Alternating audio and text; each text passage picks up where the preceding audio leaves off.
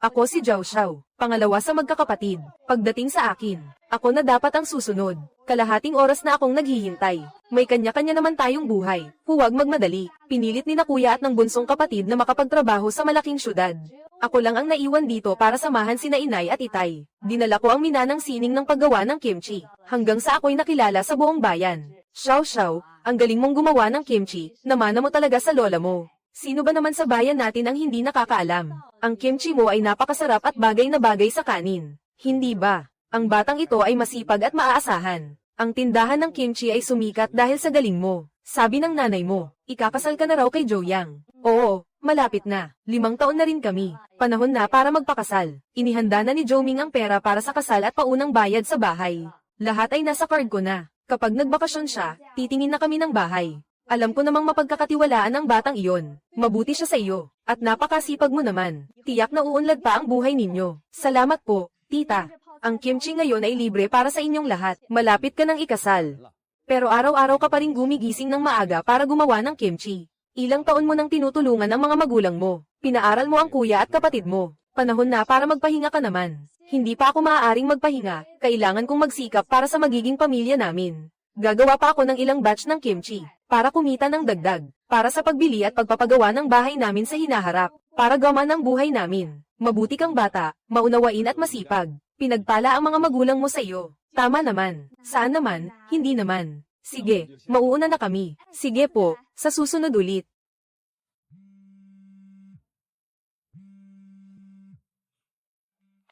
Bakit ka pa tumawag ng ganitong oras? Namimiss lang kita. Namimiss ko ang aking mahal na asawa. Anong ginagawa mo? Kakatapos lang magbenta, kakain na ng hapunan. Malapit na naman akong magbakasyon, hindi ba? Pagbakasyon ko, makikita-kita ng husto. Huwag ka munang masyadong magpakapagod. Pagbalik ko, bibili na tayo ng bahay at magpapakasal. Pangako, pagagandahin ko ang buhay mo. Sige.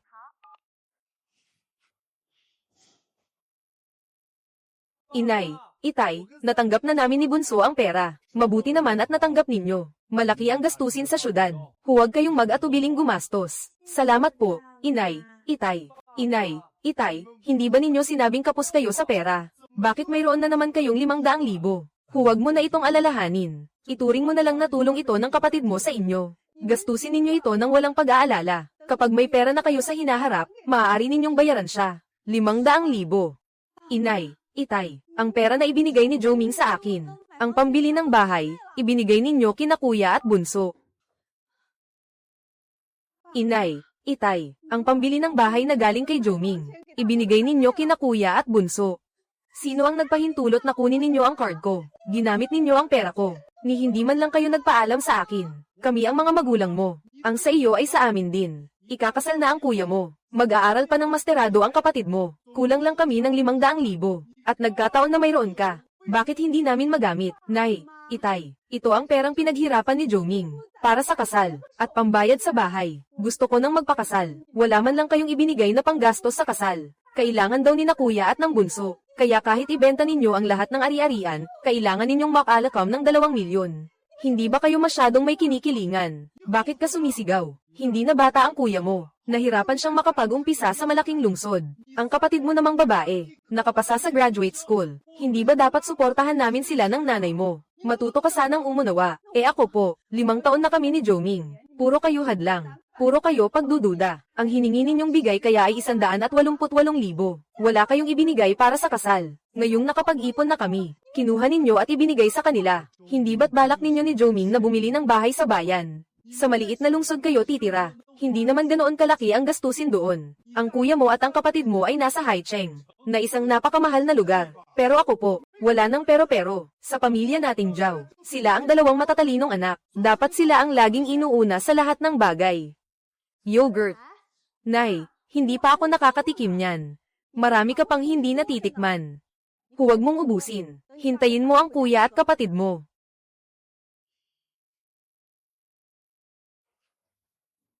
Ang sarap naman. Gusto mo ba ng yogurt? Yogurt. Naubos na namin ni kuya. Lahat ng bagay dapat sila ang inuuna. Sila ang inuuna. Dahil lang ba ako ang gitnang anak, kailangan ko na lang silang pagbigyan palagi. Ngunit ang pagbibigay na ito ay tumagal na ng mahigit 20 taon. Oo, si kuya ay manager sa isang malaking kumpanya. Ang kapatid mo ay graduate student, pero ang mga gastusin nila sa pamumuhay at pag-aaral, lahat ng gastusin sa bahay na ito, ano sa mga iyon? Ang hindi galing sa pinagpagurang pera ko sa paggawa ng kimchi. At hindi pa ba sapat iyon? Noong una, sinabi ninyong kapos ang pamilya. Ako ang panganay na babae. Kaya pinilit ninyo akong talikuran ang pag-aaral. Ngayong ako na ang nagsakripisyo. Sila naman ang umunlad. Lahat ng pinaghirapan ko ay napunta sa wala. Tumahimik ka. Bakit napakama ka sarili mo? Tumahimik ka. Bakit napakama ka sarili mo? Kapatid mo sila. Kailangan nila ng tulong. Makakaya ba naming hindi sila tulungan? Ako po. Kung ako ang nangangailangan, sino ang tutulong sa akin? Xiao. Alam ng nanay na gusto mong pakasalan si Joming. Ngunit 26 pa lamang kayo. Kung kaya ni Joming kitain ang 500,000 iyon, kaya niyang kitain ang panibagong 500,000. Ano naman kung maghintay pa kayo ng kaunti? Nay, matino po ba ang sinasabi ninyo? Kami ni Joming, wala kaming natanggap kahit piso mula sa inyo. Bakit naman ninyo kukunin ang perang pinaghirapan namin sa loob ng maraming taon para ipambili ng bahay ng kasal ng anak ninyo? Kuya mo iyon. Ikaw na pangalawang anak na babae ng pamilyang Zhao. Ikakasal na ang kuya mo. Mag-aaral pa ng masters ang bunsong kapatid mo. Hindi ba't dapat lang na mag-ambag ka? Lahat ng ibinigay ko sa kanila sa mga nakaraang taon. Hindi pa ba sapat iyon? Kailangan nilang umasenso para sa kasal. Gusto ko rin namang habulin ang sarili kong kaligayahan. Anong karapatan ninyong kunin ang pera ko? Isipin mo na lang na investment iyon. Hindi ba pwede? Ipahiram mo sa kanila ang pera. Pagdating ng araw na umasenso sila, matutulungan ka rin nila. Matalino ang kuya mo mula pa noong bata. Ngayon ay isa na siyang white-collar worker sa isang malaking pabrika. Matalino rin ang bunsong kapatid mo. Pumapasok sa namungunang pamantasan sa buong bansa. Ang babaeng may master's degree ay talagang kahanga-hanga. Nakapagbibigay sila ng dangal sa akin at sa nanay mo. Ikaw naman, nagtitinda ka lang ng kimchi. Ang pagkakaroon ng ganyang mga kapatid ay isang malaking karangalan para sa iyo. Ang kuya at bunsong kapatid mo ang nagbibigay sa inyo ng dangal. Ngunit sa pamilyang ito, ako ba ang hindi nag-asikaso ng lahat? Noong kayong dalawa ay nagkasakit, may minsan ba silang bumalik para dalawin kayo? Lahat ng gastusin sa bahay na ito, hindi ba't galing sa pagod ko sa pagtatrabaho araw-araw? Iyan ay tungkulin mong gawin. Kami ang mga magulang mo. Kung gayon, ibig bang sabihin ay hindi na ninyo ako itinuturing na anak ng mga magulang ni na Zhao Wenchen at Zhao Yuking? Na para bang hindi ko na kayo mga magulang? Nanatili ako sa bahay para samahan kayo. Ako ang laging napapagalitan at nasasaktan. Pero sa kabilang banda, sila pa ang naging dahilan ng inyong pagmamalaki. Huling itatanong ko. Maibabalik pa ba ninyo sa akin ang perang ito o hindi? Naipadala na sa kanila ang pera. Pwede bang huwag ka nang magpadalos-dalos? Kung gayon, ituturing ko na lang na wala kayong mga magulang. Anong sinasabi mo? Mula ngayon, wala na kayong kinalaman sa akin. Kaya kung may problema man kayo, humahanap kayo sa mga anak ninyong ipinagmamalaki, na nagbibigay sa inyo ng dangal. Sige, umalis ka na. Hindi kami aasa sa kuya at bunsong kapatid mo. Aasa pa ba kami sa iyo? Kapag nakapag-ugat na sila sa malaking syudad, dadalhin nila kami ng nanay mo para magpakasarap sa buhay. Hindi kami aasa sa iyo habang buhay. Sana nga. Ito na ang Haicheng. Joming. Kumusta ka? May problema ka ba? Huwag kang mag-alala. Bakit hindi mo muna sinabi sa akin bago ka pumunta rito? Hindi ba't napag-usapan nating babalik ako pagkatapos ng bagong taon? Kailangan ko ng pera. Tara, mga kaibigan. Tagay tayo. Pagbati para agad na makapag-ayos ng bahay sa Haicheng sina kuya at ate. Para agad silang makapamuhay rito. Oo, hindi pa rin nagbago ang galing ni kuya sa pagluluto. Swerte mo talaga, ate. Ako na ang magbubukas ng pinto. Xiao. Bakit hindi ka sa probinsya nag-aalaga kina inay at itay? Anong ginagawa mo rito sa Haicheng? Ikaw, hi. Naku, nagdiriwang kami rito. Ate, bakit ka na pa rito? Ang negosyo ng kimchi sa bahay ay umaasa sa iyo. Bakit ka pa pumunta rito sa Haicheng? Kuya, ate, diretso na lang akong magsasalita. Yung pera na bigay sa inyo ni na itay at inay, ni isang kasing ay hindi ninyo pwedeng gamitin. Bakit? Pera iyan ni Joming. Pinaghirapan niya iyan sa pagtitipid.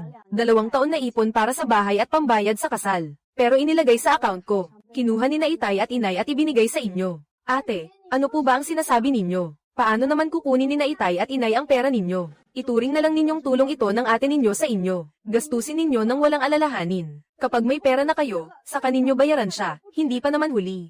500,000, itay, inay. Iyon po ay ibinigay sa akin ni Joming. Pambili ng bahay, pero ibinigay ninyo kina kuya at sa bunsong kapatid ko. Talaga bang pera iyan ni Joming? Xiao Xiao, sa palagay mo ba ay ipinamigay ni na itay at inay ang pera sa akin at sa bunsong kapatid natin? Kaya hindi ka mapalagay. Kaya ka gumawa ng ganitong eksena. Hindi ako. Dapat mong maunawaan. Ang sitwasyon mo ay iba sa akin at sa bunsong kapatid natin. Kami ng kapatid natin, sa Haicheng. Pati pagkain at inumin ay kailangang bayaran. Ikaw naman dito sa probinsya, libre ang lahat. Huwag ka nang magmukhang api at magmalinis pa. Ako ang nagmukhang api. Kuya, magpakatotoo ka naman sa mga sinasabi mo. Dito ako sa bahay, gumigising ng maaga at nagpapakapagod sa trabaho.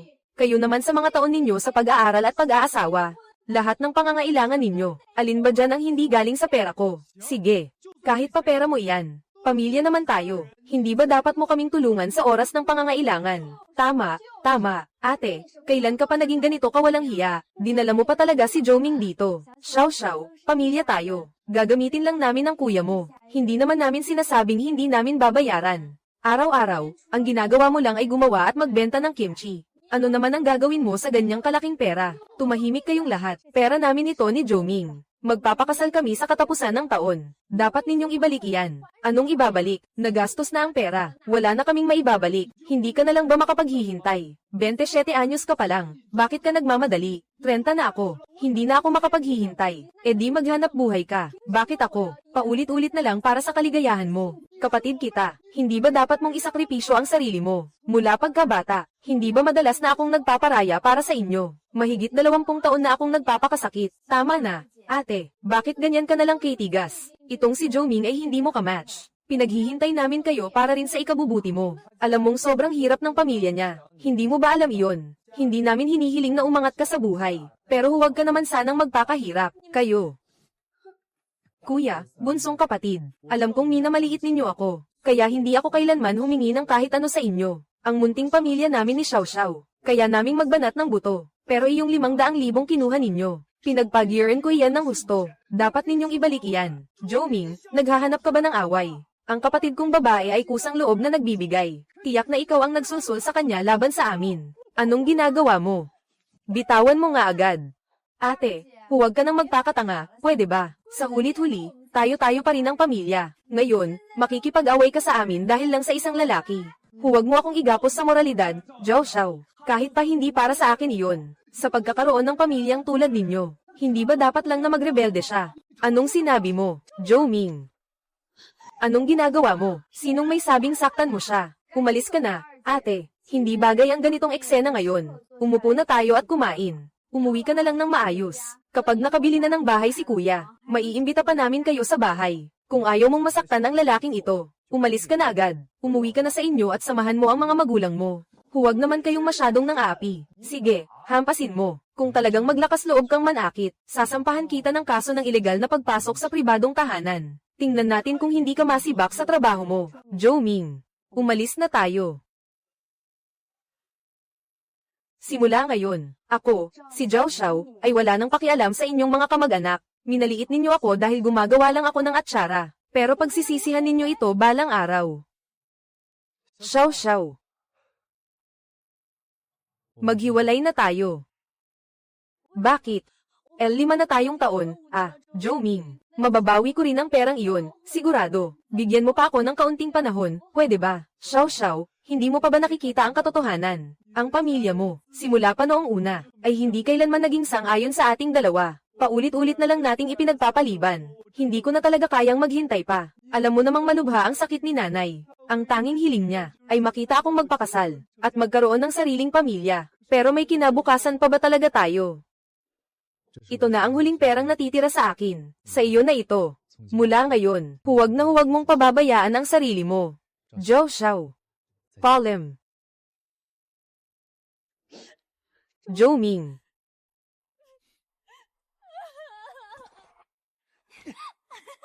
May nobya na ako. May nobya na ako.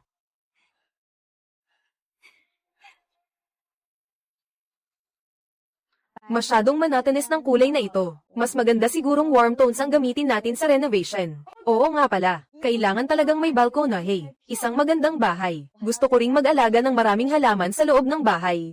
Ikaw ang reyna ng bahay. Ikaw ang masusunod sa lahat. Maghapon kang gumagawa lang ng atsara. Tapos magtitinda ka lang din ng atsara. Anong silbi ng pera mo kung ganyan lang? Sa pamilyang Zhao natin, 2 matatalinong estudyante lang ang mayroon tayo. Lahat ng bagay ay dapat sila ang unahin. Ikaw, gumagawa ka lang ng atsara. Mag-isip-isip ka nga. Nay, bakit po? Bakit po magkakasama kayo ni na kuya at ng kapatid ko? Tapos iiwanin niyo po ako, si Xiao Xiao. Makinig ka sa sabi ni Lola. Babalikan ka namin sa susunod, pangako. Nay, hindi na po makikipag-agawan ng laruan si Xiao Xiao sa kapatid niya. Pangako po, huwag, Xiao. Nay. Kung hindi naman pala ako ang paborito, edi ang pagmamahal ninyo, hindi ko na kailangan. Mula ngayon, mamahalin ko na lang ang sarili ko. Kain na habang mainit pa. May kimchi po doon. Kung gusto ninyo, kayo na lang po ang magdagdag. Hi. Paano naging ganito ang gawa nitong kimchi? Boss, may problema po kayo sa paggawa ng kimchi. Mali ang pagkakatimpla ng alat, at kulang din po sa oras ang pagbuburo. Sa susunod, lagyan ninyo ng mansanas o peras para sumarap. Wala naman po akong ganong talento para gumawa niyan. Puro pre-made lang po ang mga yan. Pero masarap naman po ang kimchi. Nakakadagdag pa nga po ito ng gana sa pagkain ng mga customer. Wala namang may gusto kumain ng bagay na yan. Bakit naman po walang kakain? Ang kimchi ko pong gawa, pinipilahan po yan mula sa iba't ibang bayan. Tama, may talento nga ako. Kaya kung magtinda ng kimchi. Kimchi. Masarap na Zhao's kimchi. Masarap at abot kaya. Gusto ninyo po ba ng kimchi?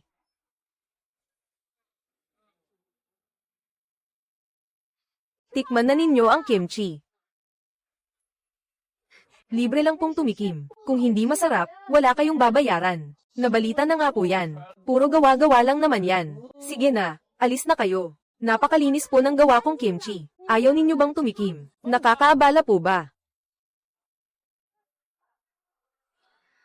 Noong araw na yun, nakilala ko ang pinakaunang importanteng tao sa buhay ko. Miss, pwede po bang matikman ang kimchi ninyo?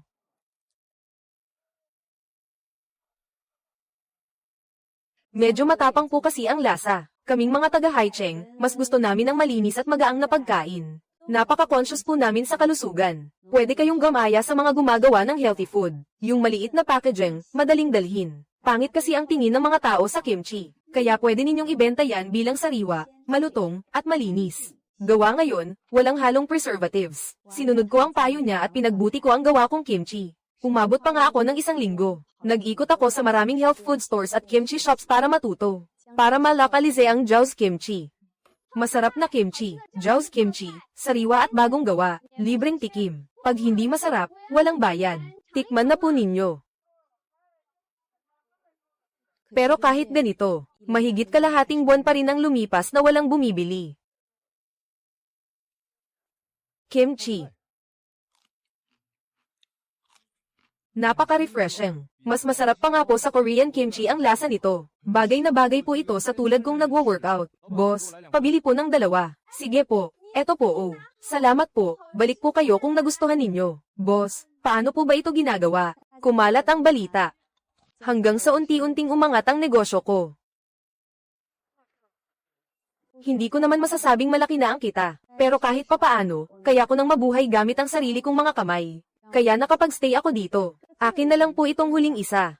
Ah, kayo po pala. Nalaman ko lang pagkatapos, na ang babaeng yun, ay isang malaking boss na may maraming franchise stores. Siya ang nag-alok sa akin ng partnership, at natural lang na tinanggap ko. Naging supplier ako ng kimchi niya, para makatayo ako sa Haicheng. Nagsimula akong gumawa ng kimchi araw at gabi. Hindi ako makapagpahinga kahit isang saglit, kasi alam kong wala akong maaasahan sa likod ko. Ang batang walang nagmamahal ay kailangang iligtas ang sarili. Kahit pabuhay ang kapalit ng pera, kailangan kong gumawa ng sarili kong kinabukasan. Hindi binibigo ng pagsisikap ang taong may tiyaga. Wala pang kalahating taon. Naipon ko ang una kong 300,000 sa buhay ko. Lola, Xiao Xiao, bumalik ka na kaagad. Ang tatay at nanay mo, ibebenta na raw nila ang tindahan mo ng atsara. Ha ha ha. Ate, dinalhan ko po kayo ng mga pampalakas. Ha ha. Nagdala na naman ng kung ano-ano. Sinasabi ko naman sa'yo lagi na huwag kang mag-abala. Hindi ka talaga nakikinig. Andyan na si Tiyo. Maupo kayo agad. Tiyo, Tiya, maupo po kayo. Ay, sige, nakabalik na si Wenchen. Ilang taon na rin kitang hindi nakikita. Bakit ngayon ka lang ulit nagawi rito? Hindi ba't paparating na ang araw ng mga patay? Umuwi ako para bisitahin ang puntod ni Lolo. At saka, sabi ni tatay ibebenta na raw ang tindahan ng atsara. Kaya pinauwi nila ako para tingnan iyon. Lalong gumanda si Yuking. Sabi ng nanay mo nakapasa ka na raw sa master's degree. Opo. Mahirap kasing makahanap ng trabaho. Kaya naisip kong itaas pa ang pinag-aralan. Li Feng, sobrang mapalad ninyong dalawa. Napalaki ninyo ang dalawang matatalinong anak. Balita ko nasa Haicheng na rin daw si Xiao Xiao. Pareho kayong naroon. Hindi ba kayo nagkikita? Bakit naman ganun? Itong tindahan ninyo ng atsara. Ilang taon na ring bukas. Bakit ibebenta na lang basta-basta? Hindi ba't bibili raw ng bahay si kuya sa Haicheng? Sobrang mahal ng lupa doon. Pinaghirapan nilang mag-ipon. Nakumpleto na ang pambili ng bahay. Kaso kulang pa para sa pagpapaayos. Alam ba ni Xiao Xiao na ibebenta ninyo ang tindahan? Alam ba ni Xiao Xiao yan? Anak niya ako. Kailangan ko pa bang humingi ng pahintulot sa kanya para ibenta ang tindahan? Hindi naman tama na ganyanan mo siya. Itong tindahan ng atsara. Sa huli, si Xiao Xiao rin naman ang nagpalago nito. Ilang taon na ang lumipas, tiyak na may pinagsamahan na siya rito. Kung ibebenta ninyo, kailangan ninyo siyang sabihan. Kung hindi, hindi rin kami makikialam. Hindi kailangan. Sa pamilyang ito, kailan pa siya nagkaroon ng karapatang magdesisyon? Mula pa noon, siya na ang pinakaayaw ko. Bukod sa paggawa ng atsara, ano pa bang alam niya? Para siyang putik na hindi kayang ipahid sa pader. Xiao Xiao. Lola. Nakauwi na po ako. Pabaya kang bata ka. Ngayon mo lang naalalang umuwi. Anong ginagawa mo? Kaka-rating lang ng bata, nagagalit ka na agad. Pwede namang kausapin ng mahinahon. Ang mahalaga nakabalik si Xiao Xiao. Nakauwi na rin sa wakas. Itong kamay mo. Sabi ko na nga ba mahirap mamuhay sa syudad. Maupo ka muna at magpahinga. May inihanda ang nanay mo sa hagdan para sa'yo. Huwag kang magmukhang makapalang mukha. Xiao Xiao, hindi ka pa ba tapos? Nag-eskandalo ka na. Dapat tama na, hindi ba? Ang tagal mong hindi umuwi. Hindi mo ba alam kung gaano nag-aalala sa'yo sina mama at papa? Nag-aalala. Nawala ako. Hindi ba dapat masaya na kayo? Palihim. Naibenta ang pinaghirapan kong tindahan ng kimchi sa loob ng maraming taon. Para lang kumita pa ng isang beses. Ate, tama na. Pamilya naman tayo. Kailangan mo bang maging ganyan ka-eksakto sa lahat? Hindi ba't sina mama at papa ay gumastos lang ng kaunti para sa akin at kay kuya? Bakit ka pa makikipagtalo sa kanya? Sa tatlong magkakapatid, siya ang pinakawalang naabot, pinakasuwayin. Tumigil ka na. Hindi na ako magsasalita. Aalis na ako. Pag nakikita ko siya, naiinis ako. Naiinis. Oo nga. Suwayin na naman. Walang naabot na naman. Hindi matalino. Hindi nga ako matalino. Napakatanga ko at ngayon ko lang naunawaan. Sa pamilyang ito, lagi na lang akong tagalabas. Hindi ako kailanman makakatanggap ng pantay na pagmamahal ninyo. Mama, Papa, sina kuya at ang bunsong kapatid ay mga anak ninyo. Hindi ba ako? Kung hindi ninyo ako mahal, bakit pa ninyo ako ipinanganak noon? Kung hindi ninyo ako mahal, bakit pa ninyo ako ipinanganak noon? Ipinanganak ka namin, kaya kasalanan pa namin. Kaya dapat ba akong magpasalamat ng walang hanggan? Utang na loob sa pagpapalaki. Hindi ba't bunga lang iyon ng panandali ang kasiyahan ninyo, na itinatago sa hiya? Kung hindi ninyo ako mahal, mas gugustuhin ko pang hindi na lang ako isinilang. Ano ba talaga ang gusto mong mangyari? Pamilya tayo. Hindi ba pwedeng umupo at mag-usap ng maayos? Ate, tama na, pwede ba? Alam mo naman ang ugali ni Papa. Kapag nagsalita siya, nauuwi sa away. Kailangan mo pa bang gatungan pa? Tama, ate, kailangan ba talagang umabot sa ganyan? Dahil lang sa pera, mula pa noong nakaraang taon ay nag-aaway na. Ngayon ay Kingmin Festival na. Kailangan mo bang mag-away hanggang sa magulo ang buong bahay? Bago ka pa mapanatag. Ako ang nanggugulo. Hindi ba dapat lang na magalit ako? Kinuha ninyo ang pera. Sinasabi ninyong para sa ikabubuti ko. Ako pa ang naging masamang anak na maramo at makasarili. Tanungin ninyo ang sarili ninyo. Sa loob ng maraming taon, nagpakapagod ako sa pamilyang ito na parang aso. Wala man lang ba kayong kahit konting pasasalamat, kung hindi lang kayo naging ganyan kapaboritismo, na tinutulak ako sa bangin. Ang pamilya natin, hindi sana aabot sa ganitong sitwasyon. Ha? Nakita ninyo naman, kinuha nila ang pera ko para sa bahay. Hindi lang walang kahit kititing na pagsisisi. Ngayon gusto pa nilang talikuran ako. Ibinenta ang tindahan ng kimchi. Hindi naman lingid sa iyo. Itay, inay, gusto ko lang pong itanong. Itong tindahan ng kimchi, talaga po bang desidido kayong ibenta ito? Ito ay usaping pampamilya. Wala kang pakialam dito. Usaping pampamilya ninyo. Ngunit itong tindahan ng kimchi ay naitaguyod dahil sa natutunan kong paraan mula kay Lola. Sa loob ng maraming taon, lahat ng pagsubok natin ay kinaya dahil sa lumang tindahang ito. Ngayon, para sa inyong pinakamamahal na anak, ang ating pamilya, ang pinagkakakitaan natin sa loob ng maraming taon, ay pinutol ninyo. Paano na lang po kayo sa inyong pagtanda? Ako, aking kapatid na babae, mali ang sinasabi mo. Hindi lang ikaw si Xiao Xiao na anak nila. Anak din nila ako. Binilhan ako ni na itay at inay ng bahay. Hindi ba't kaya ko silang sustentuhan sa pagtanda? Saan ka kukuha ng panggastos? Gamit ang pera ni na itay at inay para sustentuhan sila. Zhao Xiao, bakit ganyan kang makipag-usap sa iyong kuya? Hindi ba totoo naman ang sinasabi ko? Kuya, ano naman kung white-collar worker siya sa malaking kumpanya? Ang sahod ay 15,000. Walang disiplina sa paggastos. Buwan-buwan ay kapos pa rin. Ni hindi niya kayang buhayin ang sarili niya. Paano pa kaya kung mag-asawa na siya at magkaanak? Aasa pa ba kayong masusustentuhan niya kayo? Itay, ulyanin na po ba kayo? Ikaw, suwail na anak. Sasampalin kita. Kapag sinampal mo ako ngayon, mawawakasan na ang relasyon natin bilang mag-ama. Xiao Xiao, tumigil ka na. Tama na po ang away na ito. Masama ang kalusugan ng iyong itay. Sige, ako pa ang sinasabihan ninyong nanggugulo. Itay, inay, dahil desidido na kayong ibenta ang tindahan, wala na akong sasabihin pa. Ngunit, ang lahat ng kita sa pagbebenta ay idiretso sa aking account. Ibibigay sa iyo. Zhao Xiao, bakit ang kapal ng mukha mo? Na magsabi ng ganyan, halos kalahating taon kang nawala. Pagbalik mo, pera agad ang hanap. Ate, hindi ba't masakit sa damdamin ang pag-uusap tungkol sa pera ng magkakapamilya? Masakit ang pera sa damdamin. Ngayon ko lang lubos na naunawaan ang kasabihang iyan. Isa lang itong moral na pananakal ng mga walang puso, pantakip sa kahihiyan ng mga nagkukunwaring mabait. Ngunit, dahil wala na tayong damdamin sa isa't isa, natural lang na pera ang pag-usapan natin. Ikaw, walang hiya kang anak. Xiao Xiao, bakit ka nagkaganyan?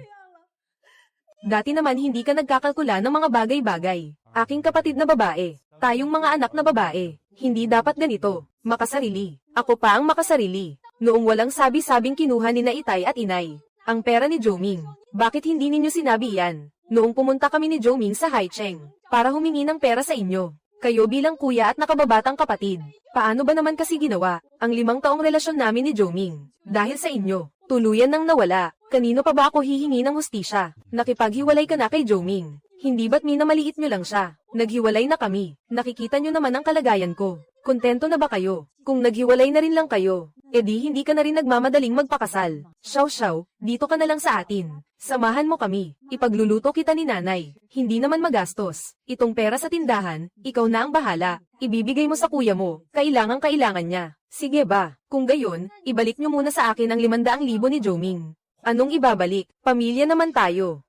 Kailangan mo ba talagang ipahiya ang kuya mo sa harap ng maraming tao? Kung hindi nyo kayang ibalik itong 200,000 sa tindahan, wala kayong makukuha kahit piso. Subukan mo, kuya. Ang paglipat ng pwesto bilang sole proprietor ay kailangang pirmahan mismo ng may-ari. Sa kanya rin mapupunta ang bayad. Pinirmahan ko na ang kasulatang ito. Diretso na sa account ko ang pera. Zhao Xiao, kailangan mong ilipat sa amin ang perang ito. Pinaghirapan ko ang tindahang ito. Bakit ko naman ito ililipat sa inyo? Dahil isa kang Zhao. Dahil anak kita ni Zhao Wiguo. Paano kung hindi ko ito ilipat? Pwede namang hindi mo ilipat. Kung ayaw mong ilipat, pupunta tayo sa Bureau of Transfer ng Zhao Family Martial Arts School. Kung gayon, itatakwil na kita bilang anak. Wen Chen, pumunta ka doon, at gumawa ka ng kasunduan ng pagtatakwil. Anong kalokohan ito? Ano ba ang binabalak mo? Kung hindi mo iiwan ang 200,000 ngayon, kung may lakas ka ng loob, pirmahan mo itong kasulatan ng pagtatakwil. Kapag napirmahan na, wala na kaming anak ng nanay mo na ikaw. Pipirma ako, wala akong dapat ikatakot. Ikaw nga itong walang utang na loob. Tumigil ka, ang lakas ng loob mong saktan siya. Nanay, sinabi ko na sa iyo noon pa man, ang mga magulang ay hindi dapat masyadong may kinikilingan. Pero kayo naman, huwag mong sisihin si Xiao Xiao. Kayo ang may kasalanan ng lahat, ang isang masayang pamilya, maaga o huli ay masisira rin. Lola, huwag na po kayong magalit, hindi ba tungkol lang naman ito sa pagtatakwil? Simula noong palihim nilang kinuha ang 500,000, hindi ko na inasahang umasa pa sa kanila. Matagal ko nang natanggap ang katotohanan. Walang ibang maaasahan kundi ang sarili ko. Ate, nasisiraan ka na ba ng ulo? Nagagalit lang si tatay. Pipirmahan mo ba talaga? Hindi ba't gusto niyong itakwil ako? Tatay, nanay. Ito na siguro ang huling beses na matatawag ko kayo ng ganyan. Sa paningin nyo, hindi ako sapat para maging anak ninyo. Kung ganoon, hayaan ninyo si kuya at ang bunsong kapatid ko ang mag-alaga sa inyo. Mula ngayon, ang sarili ko lang ang iisipin ko. Napakasama naman, napakasama. Ang anak na babae ay tumatakwil sa kanyang ama. Kung kumalat ito, pagtatawanan tayo ng mga tao. Xiao Xiao.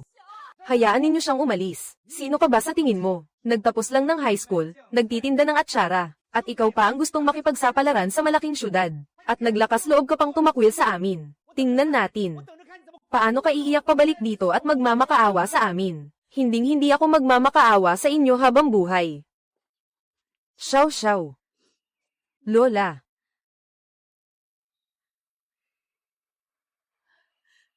Masakit ba?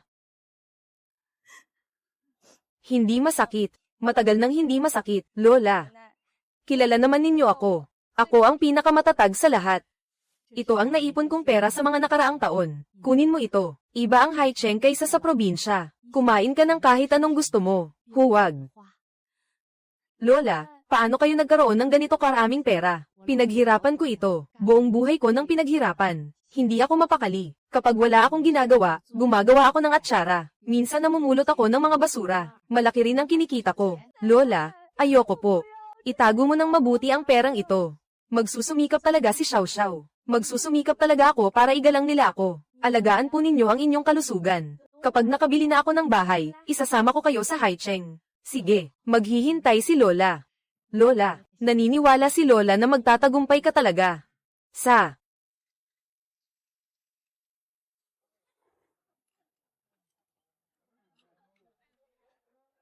Sige po. Boss, 2 mangkok ng noodles. Walang berdeng sibuyas at culantro. Madaming sili at suka lang. Sige po.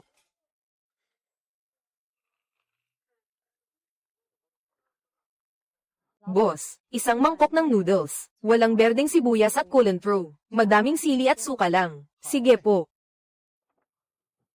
Boss, 1 lang ang in-order ko. Kumain ka pa ng madami.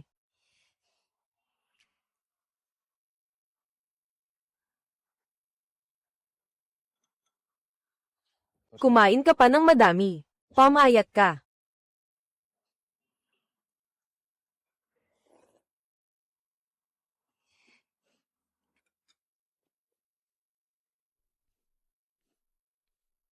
Bakit ka umiiyak? Hindi ka ba masaya na makita ako?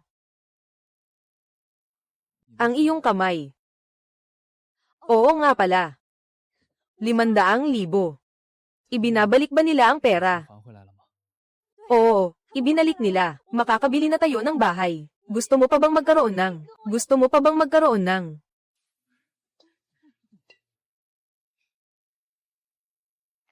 Miss Zhao, Ginoong Zhou. Miss Zhao, Ginoong Zhou. Ito ang inyong kontrata sa pagbili ng bahay.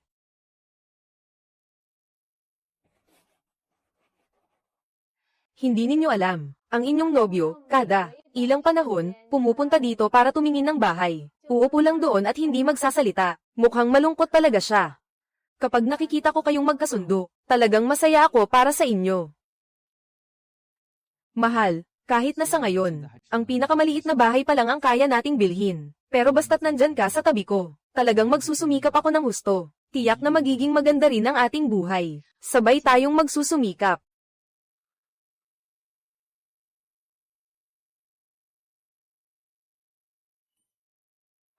Hindi sapat ang balanse. Paano ito posible? Malinaw na may laman iyon. Ha ha ha. Salamat po kay Itay at Inay sa dagdag na 400,000.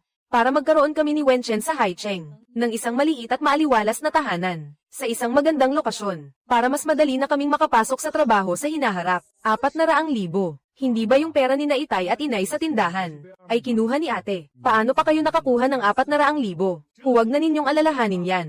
Nagdagdag kami ng 400,000 para palitan ninyo.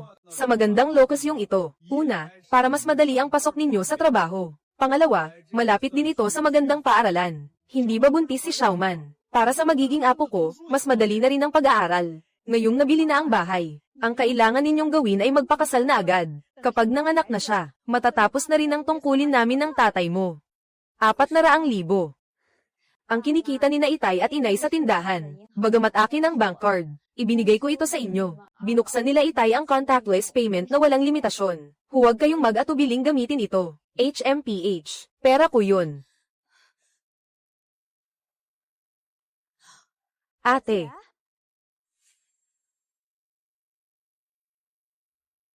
Galing kayo sa Jinsheng District. Ang mga bahay doon ay higit pa sa 400,000. Ha? Ano? Hindi naman ganoon kamahal. Saan pa kami kukuha ng 400,000 nanograms tatay mo? Pero kulang ang 400,000 sa card ko. Hindi talaga namin kinuha yun. Paano namin makukuha ang pera mo? Ako ang kumuha. Ano naman ngayon? Xiao, nalaman ng hipag mo na buntis siya. Kaya naisip ng tatay mo na bumili ng bahay sa magandang lugar. Kulang lang kami ng 400,000. Kaya naman nagamit namin ang pera mo. Pero huwag kang mag-alala. Siguradong babayaran namin ang pera mo. Huwag ka nang magalit sa amin ng tatay mo. Huwag mo akong hawakan. Inay. Nanay mo siya. Paano ka makipag-usap sa kanya ng ganyan? Kaya ba ninyong maging magulang ko? Sabi nila ang anak na babae ay parang maliit na jacket. Paano kita napalaki na ganito? Isang makasarili at walang utang na loob. Gusto lang naman ni na kuya at ng hipag mo. Lumipat sa mas magandang bahay. Kulang lang sila ng 400,000. Ano naman kung hiramin sa iyo? Panghihiram ba ang tawag ninyo dito? Ginamit ninyo ang pera ko nang walang pahintulot. Hindi yan panghihiram, pagnanakaw yan. Xiao, mali ka na. Pamilya tayo. Hindi yan pagnanakaw, panghihiram lang. Pamilya. Hindi mo ba alam, hipag, matagal na nila akong itinakwil. Kaya wala akong pamilya. Xiao, hindi ko alam na pera mo ang 400,000 na yon. Kung alam ko lang, hindi ko hahayaang kunin niyon ni na itay at inay. Pero kayo ni Zhou-Ming, hindi ba naghiwalay na kayo? Ano ang kinalaman ni Zhou-Ming dito? Nagdesisyon na ako, mananatili ako sa Haicheng. Ikaw, mananatili sa Haicheng. Hindi mo ba alam ang Haicheng? Gaano ba kamahal ang bahay? High school graduate ka lang, ni hindi ka nga makahanap ng trabaho. Kahit makabayad ka pa ng down payment, mamamatay ka rin sa utang sa housing loan. Xiao, tama ang sabi ng kuya mo. Mahal ang bahay sa Haicheng. Hindi mo kayang bilhin. Mas mabuti pang ipahiram mo na lang ang pera sa kuya mo. Bakit ko naman kayo dapat pahiramin? Sino ba ako? Si Xiao, isang santo para lang magpahiram ng pera. Iyong 500,000 na ninakaw ninyo mula kay Zhou-Ming. Hindi pa nga nababayaran. Kung hindi dahil sa kalahating taon kong pagtatrabaho ng walang pahinga para kumita, hindi na sana kami ni Zhou-Ming umabot sa ganito. Hindi galing sa kanila ang perang ibinalik. Basta, mananatili ako sa Haicheng. Hindi lang ako magtatayo ng pamilya at karera dito. Magpapatunay pa ako sa inyo, na kaya kong magtagumpay. Kuya, ate, sumusobra na kayo. May hangganan din sana kayo. Iyong bahay na gusto naming bilhin ngayon. Ni kalahati nga ng inyo, hindi man lang umabot. Kung kailangan talagang mag-adjust, bakit hindi kayo ang mag-adjust? Usapang pamilya ito. Bakit ka nakikisali? Hindi ka naman kasama sa pamilya. Sinong hindi kasama sa pamilya? Hindi pa nga kayo kasal. Pinagsasabihan mo na kami. Wala ka pang karapatang magsalita. Tito, tita, totoong hindi ako kasama sa pamilya. Pero sa loob ng maraming taon, nakita ko ang lahat ng sakripisyo ni Xiao para sa pamilyang ito. Bilang mga magulang, kung gusto ninyong maayos ang kalalabasan ng pamilya, itigil na sana ninyo ang pagiging paboritismo. Hindi ba naghiwalay na kayo? Anong pakialam mo sa bagay na ito? Si Zhou-Ming ang magiging asawa ko. Ang ninakaw ninyo ay hindi lang 500,000. Iyon ay ang aming magiging tahanan. Kaya ibalik ninyo sa akin ang 500,000. Bakit ka sumisigaw? Sabi namin, babayaran ka namin sigurado. Sandali lang ang hihintayin mo. Kailangan ko na ngayon. Kami, saan naman kami kukuha ng ganoon kalaking pera ngayon? Kung mayroon talaga kami, hindi na sana kami nang hiram sa iyo. Sa tingin ko, naghahanap ka lang ng away. Ano ba talaga ang maganda kay Zhou-Ming? Na para bang nakalimutan mo na ang pamilya mo dahil sa kanya. Pinutol ko na ang relasyon ko sa inyo. Kaya wala na kayong karapatang husgahan siya. Ate, para sa ikabubuti mo rin naman ang ginagawa nila. Si Zhou-Ming, galing siya sa sirang pamilya. Iyong sakit ng nanay niya, para iyong napakalalim na balon na walang hukay. Kahit pa magpakasal kayo, hindi rin magiging maayos ang buhay ninyo. Tama ang sinabi ni Yuking. Kailangang magtatag ng karera ang isang lalaki. Si Zhou-Ming ngayon ay isa lang maliit na empleyado. Anong magandang hinaharap ang makukuha mo sa kanya? Maghintay ka pa ng 2 taon. Malay mo, makahanap ka pa ng mas mabuti. Talaga ba? Bakit hindi na lang kayo ang maghintay? Malay ninyo, makahanap pa kayo ng mas mayaman pa sa kuya ko. Iyong hindi na kailangang pagsamantalahan ang pamilya. Para lang makabili ng bahay na amo. Ikaw, kuya mo siya. Bakit ganyan ka magsalita tungkol sa kuya mo? Tama na, Xiao. Alam kong nagmamadali kang magpakasal. Pero kung talagang mahal ninyo ang isa't isa, ilang taon na rin tayong nagtitiis, hindi ba? Ano pa ba ang magbabago kung maghihintay pa tayo ng kaunti? Ibibigay sa iyo ni nanay ang pamasahe. Tiyak na ibabalik namin ang pera sa iyo. Pero kailangan mo kaming bigyan ng panahon. 5 taon na kaming naghihintay ni Zhou-Ming. Nay, gusto po ba ninyong makitang itakwil ng lahat ang anak ninyo? Gusto po ba ninyong makitang itakwil ng lahat ang anak ninyo? Saka lang ba kayo sasaya? Hindi namin sinabing hindi ka maaaring magpakasal. Ang punto lang namin ay huwag munang magmadali. Kung talagang mahal ka ni Joming, dapat ay magtagumpay muna siya sa kanyang karera bago ka pakasalan. Tita, huwag po ninyo akong igapos sa mga moralidad na yan. Kayo po ang may pagkakamali sa bagay na ito. Paulit-ulit ninyong ginagamit ang pangalan ng pamilya para igapos si Zhao Xiao sa mga obligasyong moral. Itinuring ba talaga ninyo siyang pamilya? Kami. Ikaw na mismo ang pumalit sa pwesto namin. Ang 500,000 ni Joming. Ituturing ko na lang nakabayaran sa utang na loob ko sa inyo bilang pamilya. Magbabayad ba kayo ng utang? O gusto ninyong dalhin ito sa korte? Sa korte, dahil lang sa ilang libong piso, ipapakulong mo ang sarili mong ama. Zhao Xiao, huwag kang sumobra. Ngayon, dahil sa pera, makikipag-away ka sa amin ng ganito. Ang matanda na ay mahigit 50 taong gulang na. Gusto mo ba akong aipakulong? Para makita ng lahat ng kapitbahay natin, kung anong klaseng makasariling anak ang pinalaki ko. Xiao Xiao, anong nangyayari sa iyo? Dati, sa bahay pa lang, nagtatrabaho ka ng walang reklamo. Tinutulungan mo ang kuya at kapatid mo ng walang pag-aalinlangan. Si Joming ba ang nag-uudyok sa iyo? Para makipag-away ka sa amin. Anong kinalaman ni Joming dito? Nandito lang si Joming. Paulit-ulit ninyo siyang hinahamak. Iginagalang ba ninyo siya kahit minsan? Naisip ba ninyo ang nararamdaman ko? Alam kong mahirap lang ang pamilya ni Joming, pero hindi ninyo kami binigyan ng dote. Humingi pa kayo ng napakataas na bride price. Ni isang reklamo, wala siyang sinabi. Nagsumikap siya ng 5 taon, para lang makaipon ng sapat na pera, noong nagkasakit si tatay at na-hospital. Ni hindi man lang umuwi sina kuya at bunso nating kapatid. Si Joming ang nag-alaga sa inyo. Isang linggo siyang hindi nakatulog ng maayos. Hindi pa ba sapat ang lahat ng sakripisyo niya para sa akin? 5 taon na kami. Ang tanging gusto ko lang ay magkaroon kami ng sariling pamilya. Pero dahil sa kagustuhan ninyo, paulit-ulit na lang itong nabibigo. Sino ba naman ang hindi magagalit? Pero sa huli, si Joming ay isang tagalabas. Kami ang mga magulang mo. Sa tingin mo ba sasaktan ka namin? Hindi ba gusto mong manatili sa Haicheng? Ipahiram mo muna ang 400,000 na ito sa kuya mo. Kapag nakahanap ka na ng trabaho sa Haicheng, at kailanganin mo ang tulong ng kuya at hipag mo, tutulungan ka rin nila. Hindi ba, pangalawang kapatid? Bukas na bukas, hahanap ako ng koneksyon, para mahanapan ka ng disenteng trabaho sa Haicheng. Hindi ko kailangan ng kung anumang tulong ninyo, sa antas ng pinag-aralan mo. Kung walang tulong mula sa kuya mo, paano ka mabubuhay sa Haicheng? Sabi ko na, hindi ko kailangan ng pakitang taong pagmamalasakit ninyo. Ang gusto ko lang ay maibalik ang 400,000, para makapagsimula na kami ni Joming ng pamilya. Joming, makinig ka na lang kay Xiao Xiao ngayon. Ikaw na ang magpaliwanag sa kanya para sa amin. Pwede bang sa loob ng ilang buwan na lang kayo bumili ng bahay sa probinsya natin? Tita, paumanhin po, sinusuportahan ko ang desisyon ni Zhao Xiao. Manahimik ka na, wala kang karapatang makialam sa usaping ito. Inaalala ni Zhao Xiao ang pamilya kaya hindi niya kayang magsalita. Pero ako, sasabihin ko talaga. Noong bata pa kayo, abala kayo sa trabaho. Iniwan ninyo siyang mag-isa sa bahay ni Lola ng napakaraming taon. Inalagaan ba ninyo siya? Noong kanyang pagkabata, binigyan ba ninyo siya ng kahit kititing na pagmamahal ng isang ama at ina? Alam ba ninyo na noong bata pa siya ay binubuli ng mga bata sa nayon? At hindi siya makalaban. Alam ba ninyo na sa mga gabing tahimik at malalim na ang tulog ng lahat? Nagtatago siya sa kumot at iniisip ang kanyang mga magulang. Alam mo naman ding abala kami sa trabaho. Saan kami kukuha ng panahon para alagaan ang mga bata? Bakit si kuya at ang bunsong kapatid ay naiwan sa inyo? Maliit pa noon ang kapatid mong bunso, kaya kailangan siyang isama. At saka, noong mag-high school ka, hindi ba't pinauwi ka na rin namin?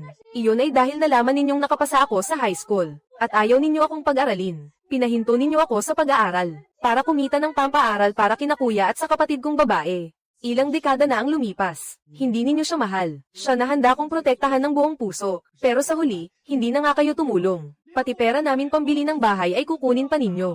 Tama na, sabi ninyo ay isang pamilya tayo. Pero hindi ninyo pinapansin ang kanyang paghihirap. Magaling lang kayo sa pagsasabi ng magagandang salita kapag may kailangan kayo sa kanya. At kapag nakuha na ninyo ang gusto, itatapon na ninyo siya. Hindi ninyo siya kailanman itinuring na tao. Sinasabi kong tumahimik ka na. Joming, Xiao Xiao, nasabi ko na ang lahat ng dapat sabihin para sa iyo. Ako talaga. Gusto kong magkaroon tayo ng kinabukasan. Pero alam mo naman na hindi ko na kaya pang maghintay. Ang nanay ko rin ay hindi na makapaghihintay pa para sa atin. Kaya huwag na lang natin itong ipagpatuloy. Joming, ang tanga-tanga mo. Maging matatag ka sa mga susunod pang araw. Maghanap ka ng taong mag-aalaga sa iyo ng mabuti. Malalim ang utang na loob sa magulang, mahirap itong bayaran. Pero magti-30 ka na rin lang. Dapat bayaran na ito ng buo. Palm, Xiao Xiao. Zhou Ming. Wala siyang pera pambili ng bahay, kaya umalis na lang. Sayang, nagdadalawang isip pa naman ako kanina. Ngayon malinaw na, isa rin pala siyang lalaking walang paninindigan. Bakit pa ako magpapakasal sa kanya? Ano nga ba ang sinasabi ko kanina? Ang lalaking iyon ay isang walang kwentang tao. Gusto pa niyang maging bahagi ng pamilyang Zhao. May karapatan ba siya? Tumahimik ka nga, wala kang karapatang magsalita tungkol sa kanya. Tumahimik ka na, sabi. May mali ba sa sinabi ng papa? Wala kayong karapatang husgahan siya. Wala akong pamilyang tulad ninyo. Ngayon, tuluyan na talagang hindi ako makakapagpakasal. Masaya na ba kayo ngayon? Bakit napakahirap para sa akin na makamit ang kaligayahan? Ano ba talaga ang nagawa kong mali?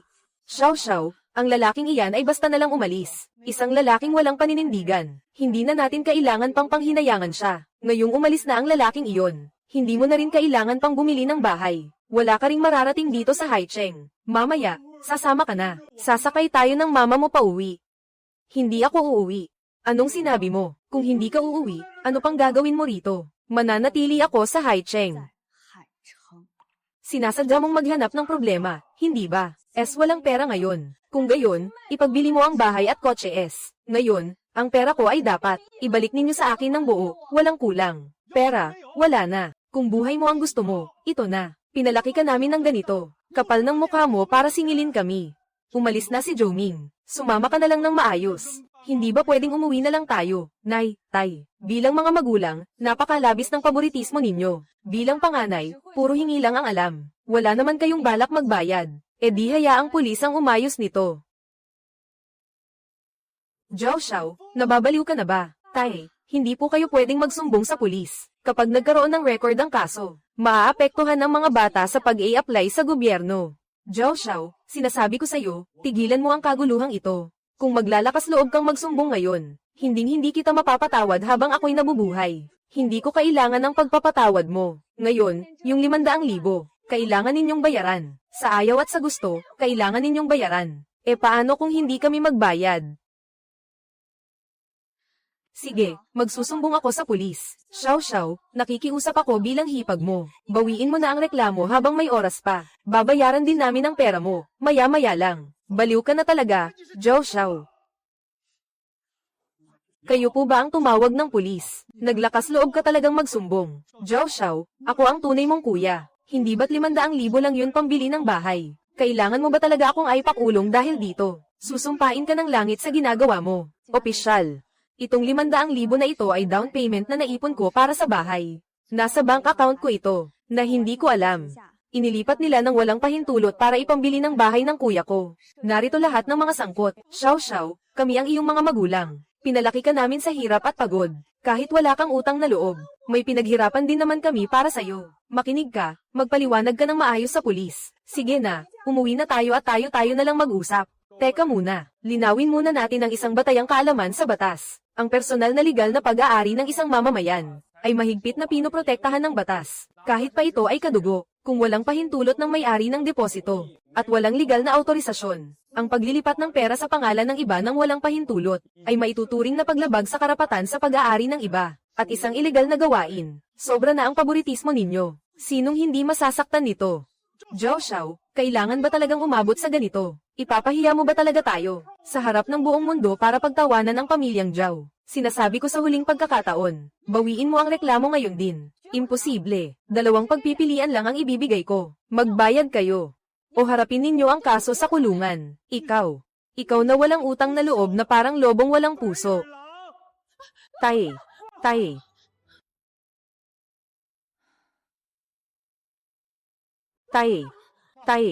May high blood ang tatay mo. Dalhin ninyo agad sa ospital.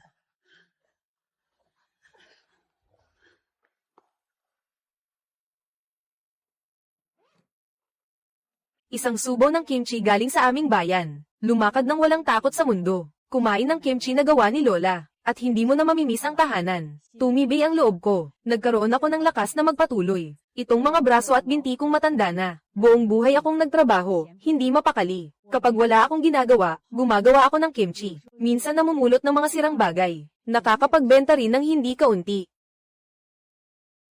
Pangako, Sisikapin ko talagang umangat sa buhay. Manager Lee, nasaan ka ngayon? May malaking problema. Alam mo ba, pumunta ka agad dito sa tindahan. Zhao Xiao, paano ka ba naman gumawa ng trabaho? Kaninang umaga, 3 sangay ng tindahan. Ang sabay-sabay na nakatanggap ng reklamo mula sa mga customer. Sabi nila, pagkatapos kainin ng kimchi na pinadala mo, nagsuka sila at nagtae. May 2 customer pa na dinala sa ospital. Ano? Imposible yan. Anong imposible dyan? Amuyin mo nga yan.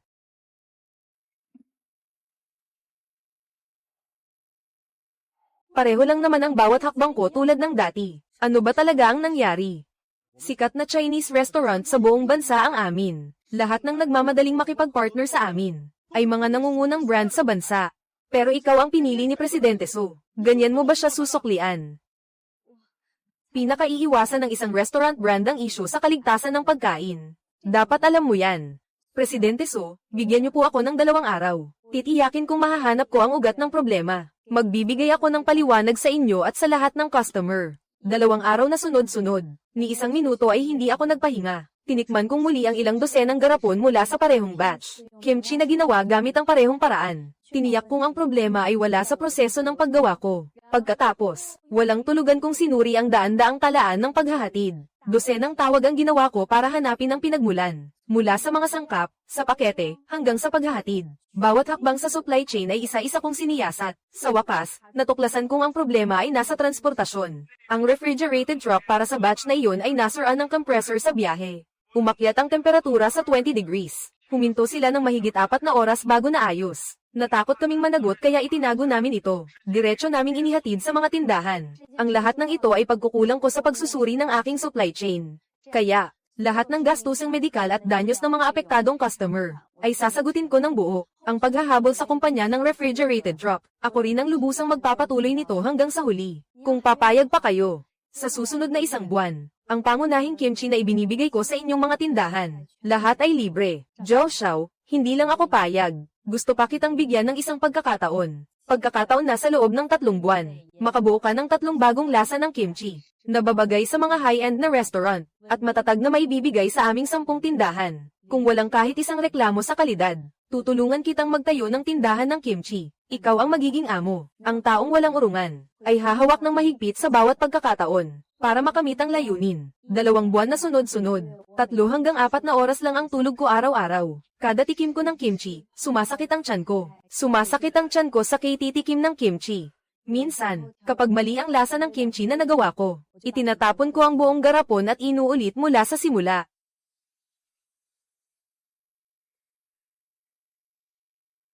Pero nang malapit na ang takdang petsa, wala pa rin akong progreso.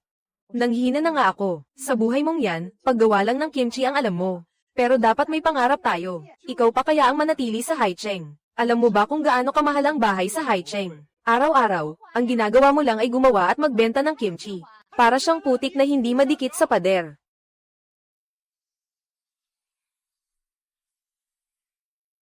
Hindi ba talaga ako bagay na manatili sa Haicheng?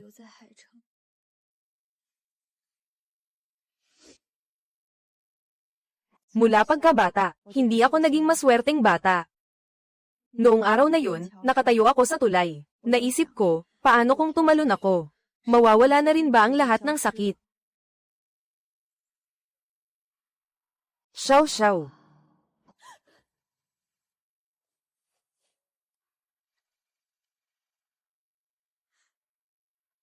Xiao Xiao, nagtatrabaho ka pa ba? Nakapaghapunan ka na ba? Bakit hindi ka nagsasalita? May nangyari ba? Sabihin mo kay Lola. Ayos lang po ako, Lola. Wala po akong maitutulong sa iyo. Pero kung malungkot ka, Xiao Xiao, umuwi ka na lang. Hihintayin kita dito sa bahay. Lola, anong nangyari sa iyo? Wala po.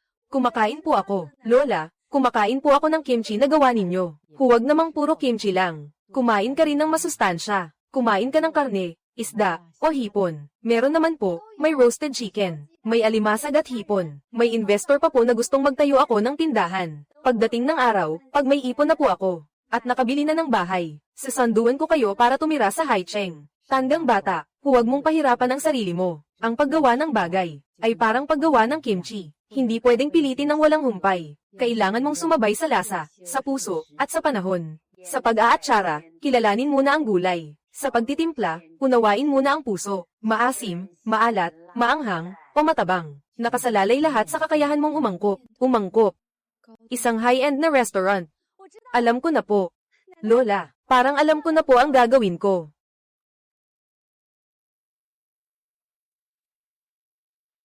Lumang brine, bagong lasa. Lahat ng lasa ay maaaring magsama-sama. Kung mananatili ka sa lumang pamamaraan, hindi ka makakalikha ng bagong lasa. Kimchi na may red wine at carrot. Bawasan ang alat, dagdagan ng bango.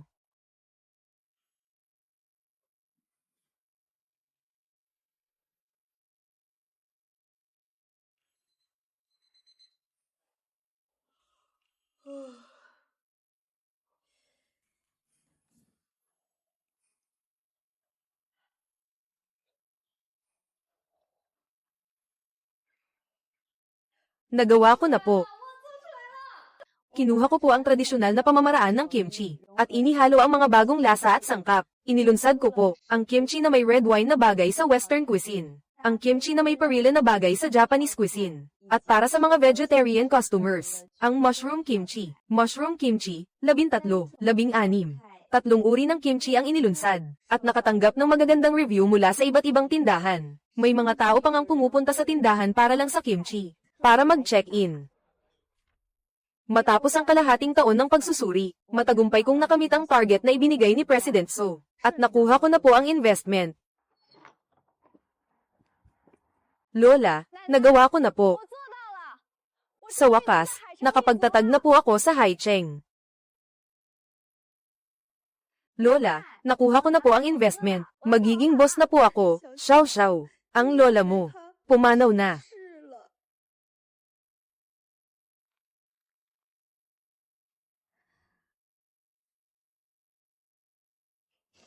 Ang gulay ay binababad ng 3 beses para lamambat. Ang tao ay natututo sa paulit-ulit na pagsasanay.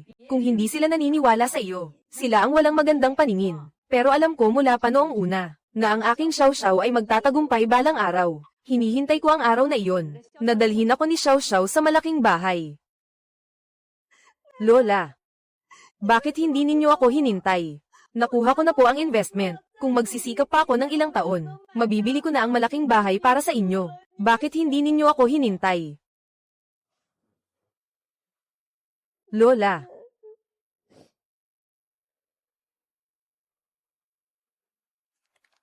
Ako, si Li Yumei. Kusang loob na ipinamamana ang lahat ng aking ari-arian. Ang 3 silid ng lumang bahay, ang bahay at lupa, at ang naipon na 60,000, ay ipinamamana lahat sa kanyang apong si Xiao Xiao. Walang sino man ang maaaring mangagaw. Lola.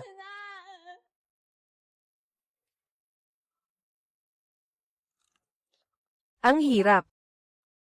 Lola, hindi ba ito sira na? Iya, hindi ito sira. Ang sariwang gulay ay may hilaw na pait. Kailangan mo nang tunawin ng lactic acid bacteria ang pait na iyon, bago ito makalikha ng asim at bango. Sabi nga, walang sarap kung walang pait, walang tagumpay kung walang pagsubok. Kung ang tubig ay hindi dadaan sa pait, hindi ito magkakaroon ng malalim at mayamang lasa. Kung ang tao ay hindi makakatikim ng hirap, hindi siya magkakaroon ng tunay na kakayahan. Xiao Xiao, lagi mong tatandaan. Pagkatapos mong mapagdaanan ng hirap, saka palang darating ang sarap.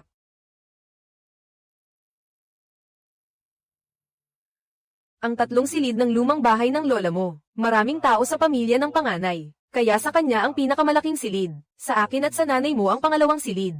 Kay Yuking naman ang maliit na guest room. Mayroon pa bang pagtutol?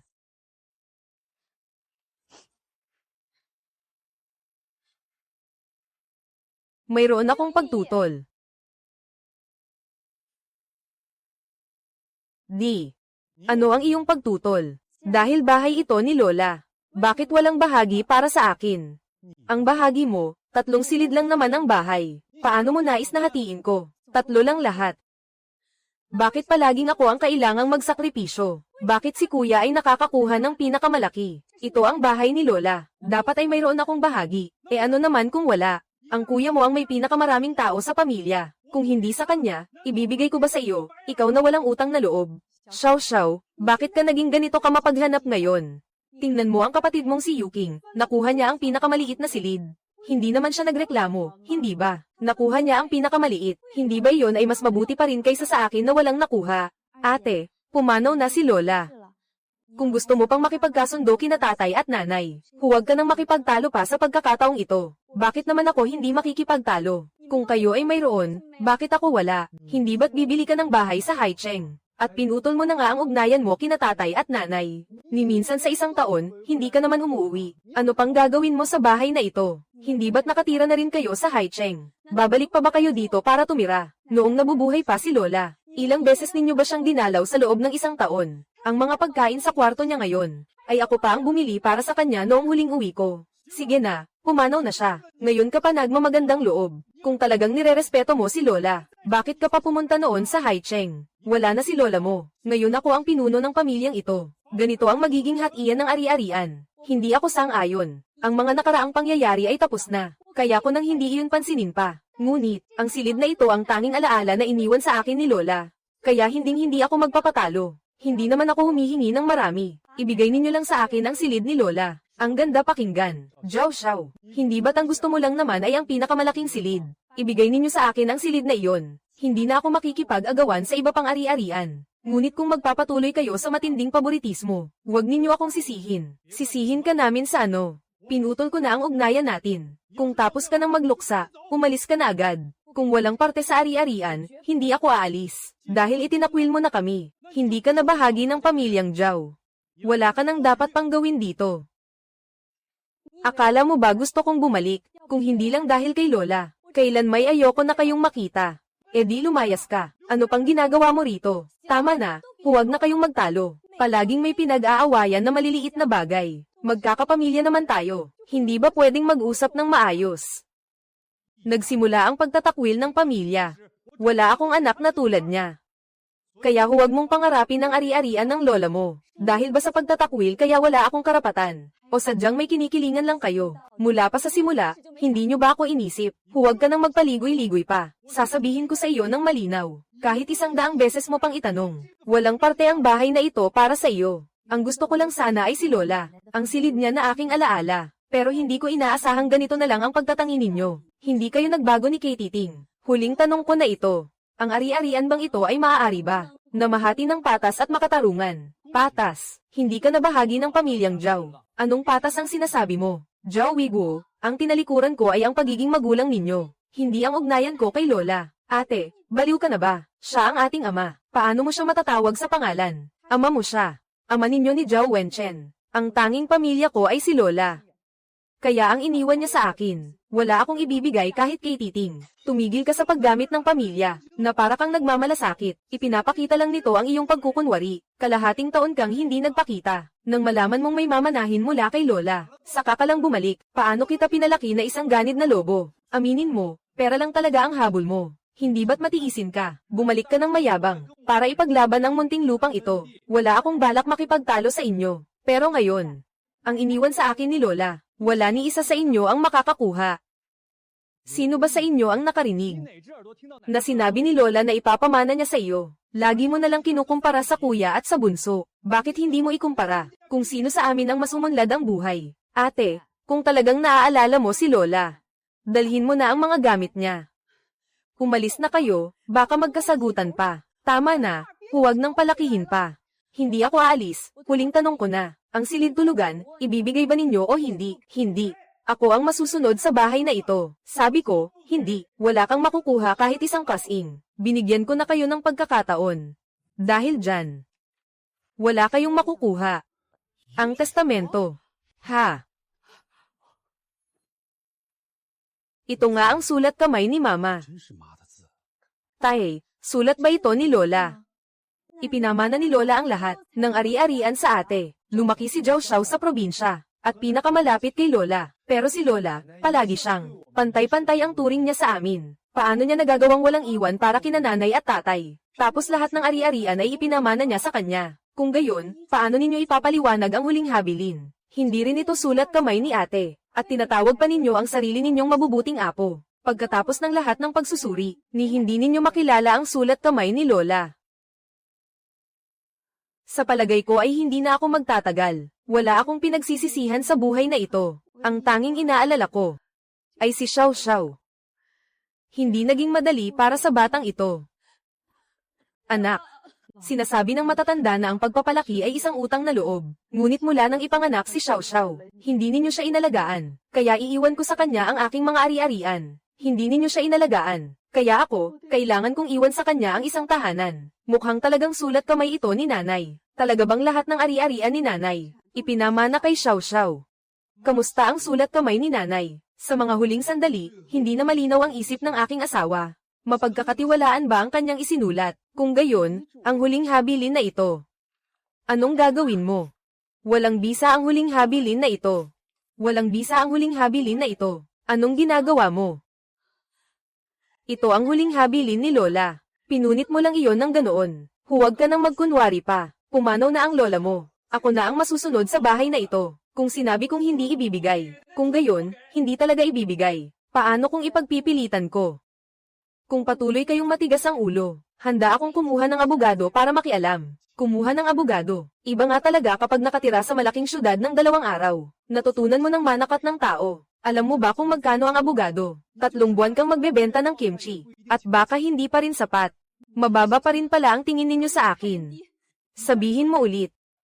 Xiao Xiao, huwag kang masyadong magmalabis. Kinuha mo na ang pera mula sa pagbenta ng tindahan noon. Ano pa bang gusto mo? Kinuha ko. At sa huli, hindi ba't naloko rin lang? Nang magkunwari kayong may sakit, yung 500,000 na yun, hanggang ngayon hindi pa ninyo nababayaran. Sino naman ang nagkukunwaring may sakit? Ngayon, wala na akong pakialam kung anumang paraan ang gamitin ninyo. Hindi ako uurong kahit isang hakbang. Hindi lang ang bahay na ito, pati ang 500,000 na iyon. Dapat ninyong ibalik lahat sa akin. Baliw ka na, talagang nababaliw ka na. Ano pang ginagawa ninyo dyan? Ilabas ninyo agad ang walang utang na loob na ito. Hayaan ninyong mamayapan ng tahimik ang lola mo. Matandang ito. Ano pang ginagawa ninyo? Bitawan ninyo ako. Huwag ninyo akong hawakan. Xiao Xiao. Mas mabuti pang umalis ka na.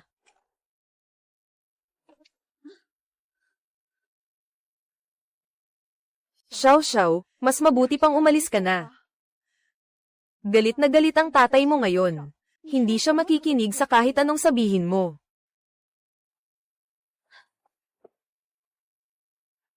Ang totoo, sinusubukan ko lang kayo. Hindi ko akalaing matigas pa rin ang ulo ninyo. Kung gayon, wala na akong dahilan para magpigil pa.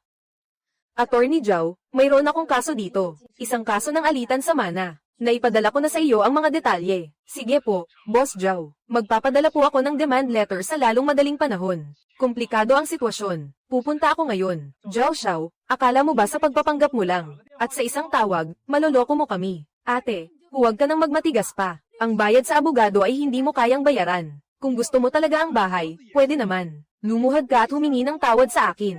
Bibigyan kita ng isang bahagi ng lupa. Hindi ba sobra na para lumuhad ang isang anak sa kanyang ama? Xiao Xiao, pumayag na ang tatay mo. Lumuhad ka na at humingi ng tawad. Sa pagitan ng mga magulang at mga anak, wala namang dapat na saman ng loob. Hindi ako hihingi ng tawad. Nagparaya na ang tatay mo. Huwag ka nang sumobra pa. Kayo ang dapat humingi ng tawad. Ang kapal ng mukha ninyo. Liham mula sa abogado. May liham talaga mula sa abogado. Anong ibig sabihin nito? Nakatanggap kami ng liham mula sa abogado. Ibig sabihin magsasampa na ng kaso. Sabi ko na sa iyo, bigyan mo na siya ng parte. Ngayon, magkakaso na ang magkakapamilya. Kakalat ito at pagtatawanan tayo ng mga tao. Tama na, wala nang saysay ang pag-iyak. Xiao Xiao, pamilya mo kami. Hindi mo kami kaaway. Kailangan mo bang ubusin ang lahat ng pera mo? Para lang aidmanda kami. Pinapayuhan ko kayong umalis na. Bago pa dumating ang abogado ko, baka lalong pumangit ang sitwasyon. Bakit naman kami aalis? Ito ang bahay na iniwan sa akin ni Lola. Ayon sa batas ng pagmamana. Ngayon, bahay ko na ito. Palalayasin mo kami. Hindi ba't ganoon din ang ginawa ninyo sa akin kanina? Siyempre, kung ipagpipilitan ninyong umabot sa sukdulan. Hindi ko rin naman iminumungkahi na magkaharap tayo ng walang hiyaan. Sa korte, ako ang ama mo. Makikipagharap ka sa akin sa korte. Pinutol na natin ang ugnayan nating mag-ama. Ngayong umabot na tayo sa ganito. Saka kayo magmamakaawa bilang pamilya. Sige, Xiao Xiao. Kung gusto mo ng gulo, sasamahan kita hanggang dulo. Ngunit ang testamento ay pinunit na. Kahit na umabot pa tayo sa korte, talo ka pa rin. Hindi iyan tiyak. Magandang araw, ako ang abogado na kumakatawan kay Boss Zhao. Anong tawag mo sa kanya, boss? Wala itong kinalaman sa inyo. Ang pinakamahalaga sa inyo ngayon, ay igalang ang huling habilin ni Lola. Boss, kalokohan. Siya pa ang magiging boss sa Haicheng. Magtitinda lang siya ng kimchi sa night market. Ate, ginastos mo ang lahat ng pera, para lang kumuha ng abogado. Hindi madali ang paghahanap buhay mo. Kailangan mo ba talagang magpakatigas ng ulo? Sa tingin ko, dito ka lang magaling. Ang lakas ng loob mo kapag pamilya mo ang kalaban. Ayoko nang makipagtalo sa inyo. Attorney Zhao, ito ang testamento ni Lola, ngunit pinunit na ito. Ito ang buong anyo ng testamento. At ang mga mensaheng ipinadala sa akin ni Lola noon. Kahit na kumuha ka pa ng abogado, hindi ako matitinag. Xiao, kumain ka na ba ng hapunan? Yung kimchi na dinala ko sa iyo, naubos mo na ba? Kung naubos mo na, sabihin mo lang kay Lola. Gagawa pa ako para sa iyo. Gusto pa ni Lola na gumawa ng maraming kimchi para sa aking pinakamamahal na apo. Mag-isa ka lang dyan. Kumain ka ng mabuti sa labas. Hindi mahalaga kay Lola kung yumaman ka man. Basta masaya si Xiao. Sapat na iyon kay Lola. Ginoong Zhao. Ang lahat ng ebidensya na hawak ng aking kliyente ay nagpapatunay na ang huling habilin ay tunay at legal. Kung itutuloy ninyo ang kaso, hindi lamang kayo walang pag-asa, bagkus ang usapin sa mana ay karaniwang nililitis ng hayagan. Malalaman ng buong kapitbahayan, at sa huli ay mapapahiya lamang kayo, at masisira ang relasyon ng pamilya. Sigurado ba kayong nais pa ninyong ituloy ang laban? Sige na nga, sundin na lang natin ang huling habilin ni Mama. Wala pang ang 7 araw, nagkagulo na dahil sa ari-arian. Pag-uusapan tayo ng mga tao sa nayon. Xiao, alang-alang sa iyong lola. Ayaw kong makipag-agawan sa iyo, pero huwag ka sanang maging mapagmataas. Sa ginawa mo sa amin, darating ang araw na sisingilin ka. Kapag nagsisi ka na, huwag kang lalapit sa amin. HMP, hi. Ibinigay na sa iyo ang bahay, tapos naging ganito pa. Masaya ka ba talaga? Ate, hindi ko talaga alam, bakit naging ganito ang lahat? Hindi ako magsisisi, dahil wala akong kasalanan.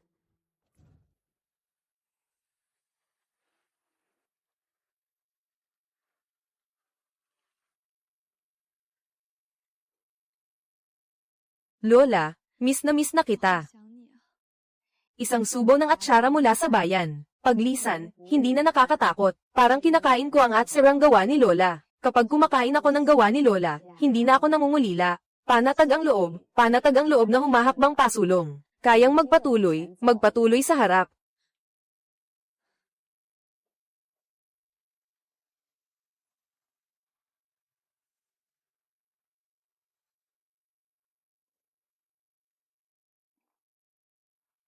Lola, miss na kita. Pinatuyong labanos, Lola, miss na kita. Lola, miss na kita. Bakit hindi mo ako hinintay? Lola, noong pumunta ako sa syudad, may nakita akong tindahan ng atsara. Tumikim ako doon. Hindi man lang kalahati ng sarap ng gawa ninyo. Binobola mo lang ako. Kung hindi masarap, hindi sila magkakaroon ng tindahan. Bakit naman kita lolokohin? Paborito ko talaga ang gawa ninyo. Ang pinatuyong labanos at banoroong batang labanos. Lalo na kapag kasabay ng kanin.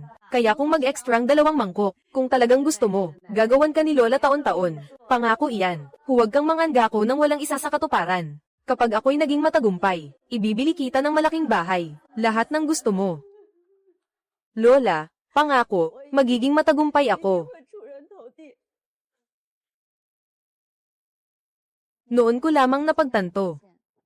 Hindi ko pala alam kung ano ang gusto ni Lola. Lola, ano ba ang paborito mong kainin? Wala naman akong partikular na paborito. Basta masaya si Xiao. Lola, pangako, magiging matagumpay ako.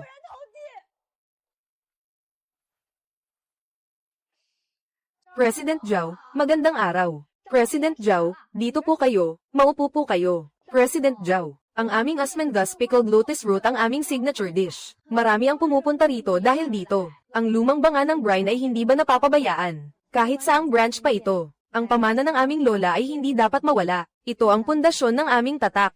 Huwag kayong mag-alala, President Zhao. Ang lumang banga ay inaalagaan araw-araw. Linggo-linggo ayon sa recipe ang paglalagay ng bagong sangkap. Araw-araw ko itong tinitikman ng personal, para manatiling pareho ang lasa sa pangunahing pabrika. Sige, ikaw na ang bahala dyan. Mag-ikot-ikot na lang ako ng mag-isa. Sige po, President Zhao. Ilang taon na rin akong hindi nakakabalik dito. Laki na ng ipinagbago ng Yangtze.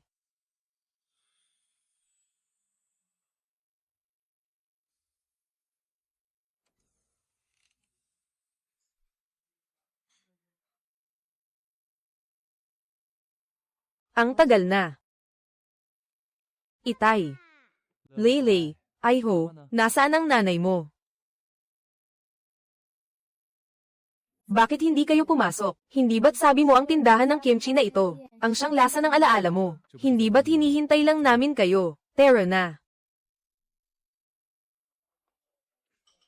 Sige po, salamat po sa pagpunta ninyo. Magpaalam ka kay ate. Paalam na po, magandang ate.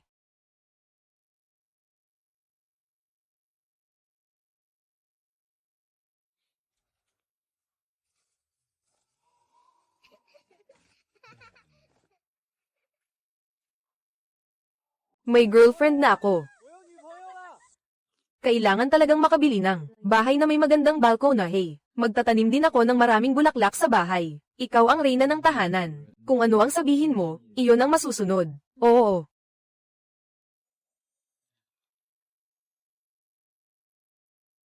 Palem. Palem, Mrs. Palem, Zhao Xiao. Palem, Xiao Xiao. Palem. President Zhao, ang dating supplier ng gulay, ay nagkaproblema. Nagsagawa kami ng agarang screening. Ang nanguna sa listahan ay ang Zhao Yuan Plantation. Ang may-ari nilang si Zhao Wenchen ay dating nagtrabaho sa isang kilalang pabrika ng pagkain. Piliin natin ang Shanghai Plantation. Bakit? President Zhao, naghihintay pumuli sa inyo si Dr. Su. Ikaw talaga ang pinakamahirap.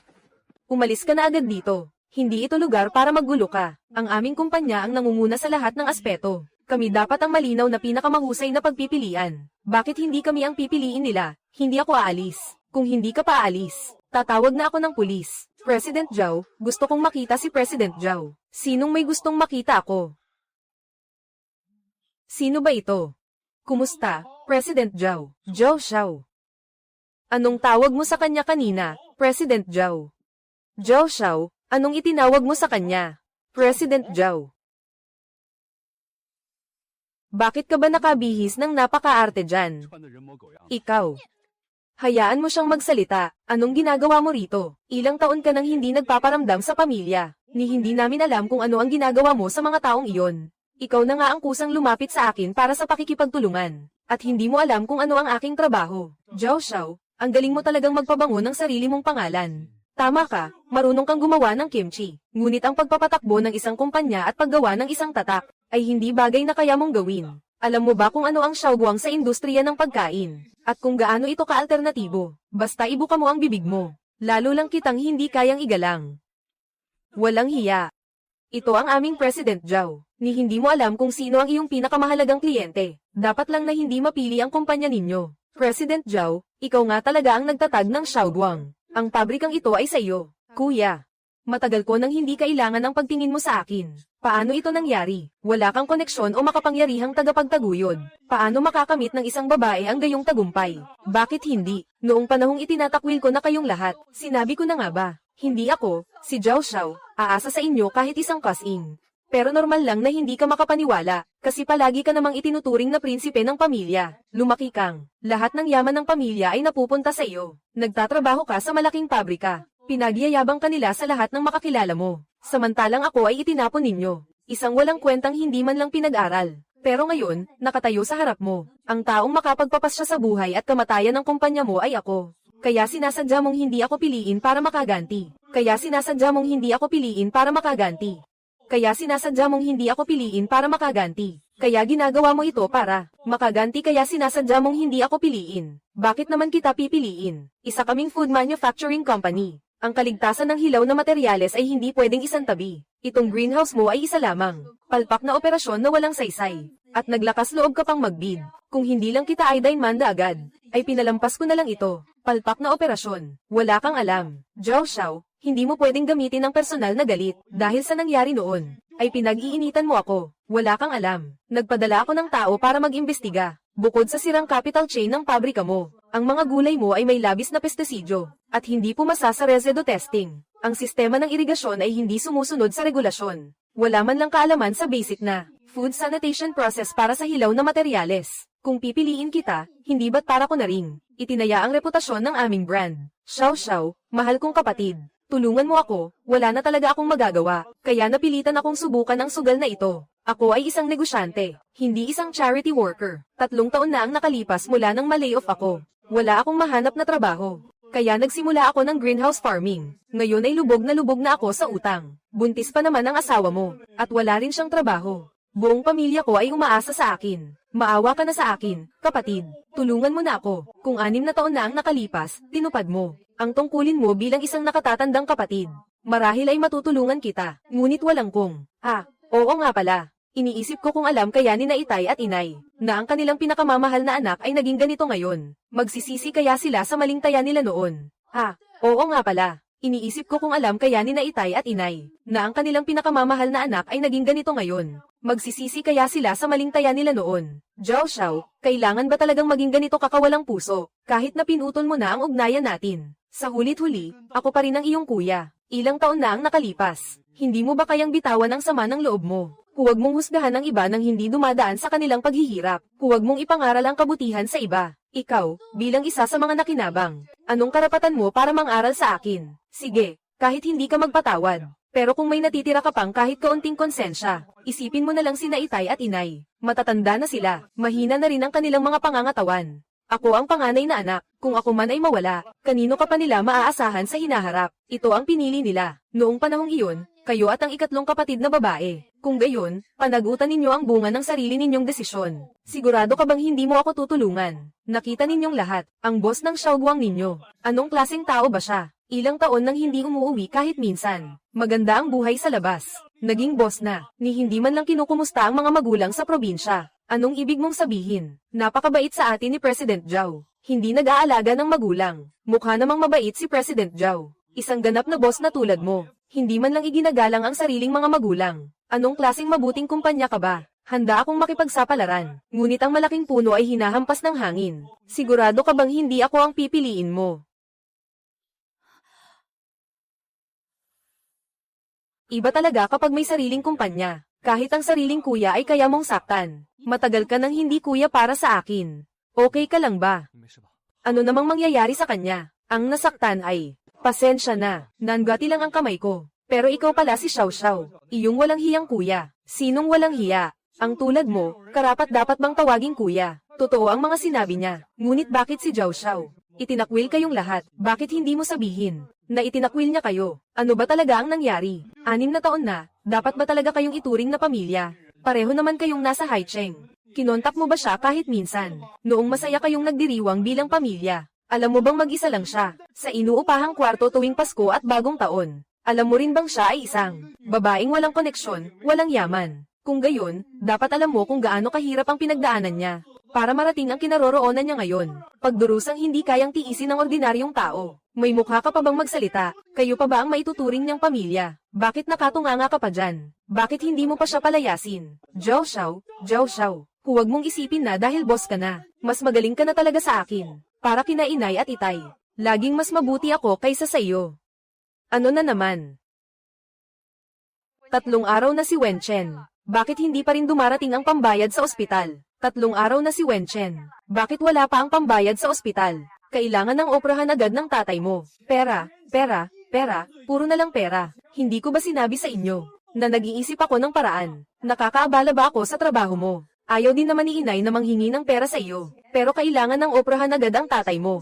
Kung may pera lang sana ako, hindi ko ba agad ipinadala sa inyo? Tatay ko siya. Sa tingin mo ba hindi ako nag-aalala? Nasaan na ang pera mo? May pagawaan ka na Bakit wala kang pera? Nalugi. Mahina ang merkado ngayon. Wala na. Naubos na lahat. Paano nangyaring naubos? Sasabihin ko kay tatay. Noong sinabi mong magtatayo ka ng negosyo. Pero yung pinaghirapan natin sa loob ng maraming taon. Lahat ng pera sa ilalim ng bowl ay naibigay na. Wala ka ng kahit isang sentimo na pambayad ngayon. Magsabi ka ng totoo kay Dad, Wenji. Pinagbabawalan ka ba ng asawa mong magbigay ng pera? Anong kinalaman niya rito? Sabi ko na wala akong pera. Magsisinungaling pa ba ako sa inyo? Nung una kayong humingi ng pera, hindi kayo ganyan magsalita. Nangako kayong aalagaan ninyo kami sa aming pagtanda. Binilhan ka namin ng bahay at pinag-asawa. Sinuportahan ang negosyo mo. Kung susumayin lahat, hindi man umabot ng 3 milyon ang naipuhunan. Mahigit 2 milyon din iyon. Ngayon ang natitira na lang sa amin ay kaunting panggastos sa pagtanda. Kung pati kami ay papabayaan mo na, wala na kaming aasahan kundi ang mamatay na lang. Magpadala ka na agad ng pera. Anak, hindi mo kami maaaring pabayaan. Maglaan ka lang ng kahit kaunti mula sa pabrika. Sapat na iyon para sa operasyon niya. Saan ako kukuha ng ipapadala sa inyo? Sige, tama na. Ako na ang mag-aalaga kay Dad ngayon. Kahit sa ganitong paraan man lang, maituturing na rin akong naging mabuting anak. Hindi ba't nagtatrabaho sa malaking kumpanya si Sanmei? Sa kanya kayo humingi ng pera. Anong ginagawa ni Yuking ngayon? Tawagan mo si Yuking. Mula pagkabata ay maalalahanin na siya at maaruga. Siguradong hindi niya ako pababayaan. Tumawag ka ulit. Bakit hindi sumasagot ng tawag si Yuking? Alam ko na, oras ng trabaho ngayon. Mahigpit kasi sa malalaking kumpanya. At isa pa siyang maliit na leader doon. Normal lang na sobrang busy at hindi makahawak ng cellphone. Tawagan mo na lang ulit mamayang gabi. Hello, ano po iyon ma? Xiaoguang Pickles. Hello, ano po iyon ma? Nakatawag na siya sa matanda. Sumagot na si Yuking. Sabi ko na sa inyo, magaling ang anak ko. Anong kailangan ninyo? Sabihin ninyo agad. Kasi sobrang busy ako, Yuking. Ang dad mo kasi, Zhao Yuking, dalhin mo ito sa kusina sa likod. Pickles, Xiaoguang Pickles, Xiaoguang Pickles. Ay, sige. Bakit parang may narinig akong tinawag na Yuking? Anong dalhin sa kusina sa likod? Nasa malaking kumpanya si Yuking. Anong kusina sa likod? Baka mali lang ang dinig mo.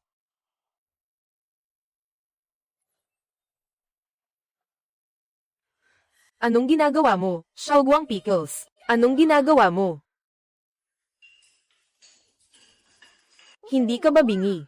Nakabangga ka na nga ng tao, hindi ka pa marunong humingi ng pasensya. Xiaoguang Pickles, buong araw kang nakasimangot na parang laging may problema. Ikaw lang ba ang malinis? Hindi ba't pareho lang tayong waiter? Tapos ka na ba?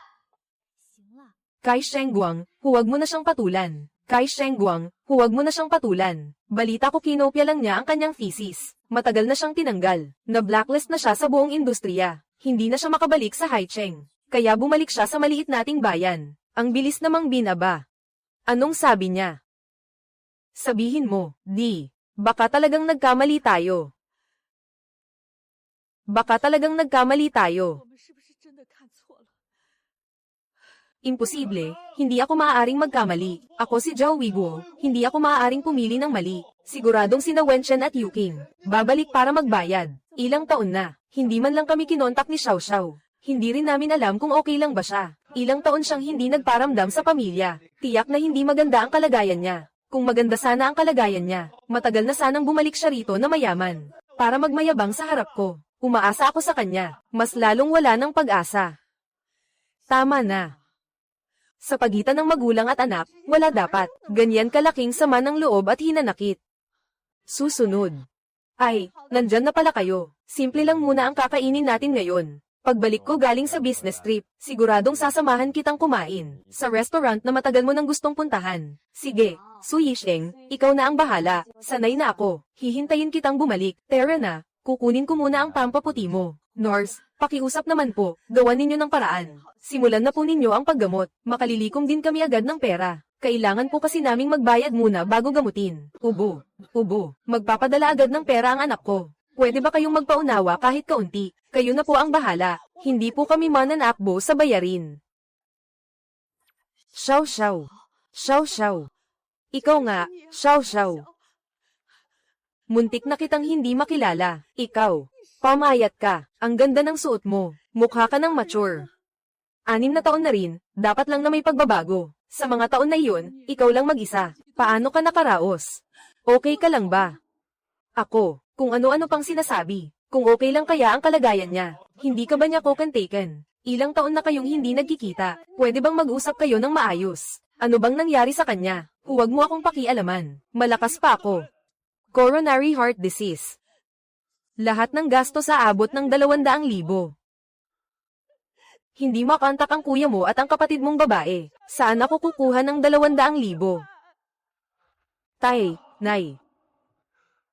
Anong ginagawa mo rito? Alam kong hindi mo ako pababayaan. Ikaw ang magbabayad ng operasyon ko, hindi ba? Siyempre naman. Pero Tay, sa mga taon na ito, ako ang kasama ninyo. Dapat naman si Zhao Xiao naman ang maglingkod sa inyo. Kung ganyan kay Omen ka, ikaw na ang bahala sa gastusin sa pagpapagamot ko. Ha? Siyempre naman. Pero Tay, sa mga taon na ito, ako ang kasama ninyo. Dapat naman si Zhao Xiao naman ang maglingkod sa inyo. Kung ganyan kay Omen ka, ikaw na ang bahala sa gastusin sa pagpapagamot ko. Ha? Ilang taon na, pero hindi ka pa rin nagbabago. Noong kailangan ko kayo, ni hindi ninyo ako kinumusta. Pero ngayong kailangan ninyo ako, ang kakapal naman ng mukha ninyo. Wen Chen, bakit mo siya pinagbabayad? Hindi ko kailangan ng pera niya. Pananagutan niya ito. Kahit pa itakwil na ninyo siya, pero maging sa batas man, o sa pagkakamag-anak, kayo po ang mga magulang niya. Kaya dapat lang po nagampanan niya ang obligasyong ito, hindi ba? Huwag mo ngang tingnan ang asal niyang yan na parang maayos. Ni hindi mo alam kung ano na ang nangyari sa kanya. Sabihin mong maglabas siya ng 200,000. Mas mabuti pang mamatay na lang ako. Tama na, huwag mo nang sabihin yan. Xiao Xiao, hindi naman ganoon ang ibig sabihin ng tatay mo. Siyempre hindi ko kayo tutulungang bayaran ang gastusin sa gamot. Tutal, iyong 500,000 na ninakaw ninyo noon. Hanggang ngayon ay hindi pa rin nababayaran. Lumayas ka, lumabas ka rito. Xiao Xiao, anong ginagawa mo? Zhao Xiao, tao ka pa ba? Ang dami mo ng pera. Ano naman kung tulungan mo kami kahit konti? Mag-usap tayo ng mahinahon. Huwag kayong magkasakitan. Gusto mo na lang bang panooring mamatay ang tatay mo? Masaya ka na ba kapag nakikita mong nagkakawatak-watak ang pamilya ko? Paumanhin po, wala po akong obligasyong tulungan kayo. Dahil lahat ng ito ay bunga ng sarili ninyong mga desisyon. Kaya huwag ninyo akong sisihin. Paumanhin po, wala po akong obligasyong tulungan kayo. Dahil lahat ng ito ay bunga ng sarili ninyong mga desisyon. Kaya huwag ninyo akong sisihin. Walang utang na loob. Lumayas ka. Hindi ko alam kung naaalala pa ba ninyo, o sadyang kinalimutan na ninyo. 6 na taon na ang nakalilipas. Sa tindahan ng atsara sa probinsya, sinabi ninyo, mula noon, wala na kayong kinalaman sa akin. Kaya kung may problema man kayo, lumapit kayo sa mga anak ninyong ipinagmamalaki at kinikilala ninyo. Umalis ka na. Hindi kami umaasa sa kuya mo at sa bunsong kapatid mo. Sa iyo pa kaya kami aasa. Hintayin pa naming makapag-ugat sila sa malaking syudad, para madala nila kami ng nanay mo para magpahinga. Ni kailanman, hindi kami umasa sa iyo. Kung ganoon, mabuti pa. Kayo mismo ang paulit-ulit na nagsasabi, na mababa ang tingin ninyo sa akin. Kaya ano pang ginagawa ninyo ngayon? 6 na taon na, hanggang kailan mo pa yan dadamdaman? Biro lang naman iyon ng tatay mo. Hindi niya sinasadya ang mga salitang iyon. Kaya ba ngayon, hahayaan mo na lang siyang mamatay? Zhao Xiao, hindi ka dapat maging ganito kawalang puso. Sino ba talaga sa atin ang makasarili? Noon, ginawa ng mga magulang mo ang lahat, para sa kasal at bahay ng kanilang pinakamamahal na anak. Iyong bahay mo ngayon, maaari mong ibenta ng 2 milyon. Kung talagang hindi ka makasarili, dapat ay ipagbili mo ang bahay mo para sa pagpapagamot niya. Huwag mo akong ihambing sa iyo, na parang kaya kong buhayin ang buong pamilya. May sarili akong pamilyang binubuhay. Nagsara na ang pabrika ko. Mayroon pa akong utang na 3 milyon. Anong gagawin ko sa sitwasyong ito? Ano? Nagsara na ang pabrika mo. Ano? Nagsara na ang pabrika mo. Sinabi ko na sa inyo noon, kaya saan naman ako kukuha ng pera para sa operasyon mo? Nagsara na. Ibig sabihin, pati ang ipon namin para sa aming pagtanda ay naubos na rin. Wala na ang lahat. Ako, si Zhao Heiguo, ay naging matalino sa buong buhay ko. Lahat ay inggit sa akin dahil mayroon akong mabubuting anak. Nagpalaki ako ng 3 anak. Ngunit sa huli, wala ni isa man lang ang makapagbayad ng aking gastusin sa operasyon. Ikaw, lumayas ka rin dito. Huwag mo akong pagtawanan dito. Sa ganitong kalagayan na, iniisip mo pa rin ang iyong walang kwentang pride. Noong ikaw ay mayaman at makapangyarihan, lahat ay nakangiti at mainit ang pagtanggap sa iyo. Pero ngayon, ibinuhos ko ang lahat ng ari-arian para sa inyo. Itinaya ko ang lahat. Nasaan na ang mga pinagkakatiwalaan kong anak? Ito na ba ang aking kinahantungan? Wala kang karapatang husgahan ako. Ayoko nang mabuhay. Kahit nabiguman sa negosyo ang iyong kuya, mas mahusay pa rin siya kaysa sa iyo. Mas masunurin kaysa sa iyo. Sa mga taong ito, siya ang kasama namin. 6 na taon kanyang sinamahan. Magpasalamat ka sa kanya, kung nanatili ako sa bahay at sinamahan kayo ng maraming taon. Hindi rin ako makakaangat sa buhay. Kung ganoon ang gusto ninyo, edi hayaan ninyong ang inyong mabubuting anak ang magbayad ng operasyon ninyo. Sige. Ipagpalagay na nating hindi tayo nagkita ngayong araw na ito. Huwag kang umalis, Xiao Xiao. Pakiusap, bilang iyong kuya, tulungan mo ako kahit isang beses lang. Huwag kang umalis, Xiao Xiao.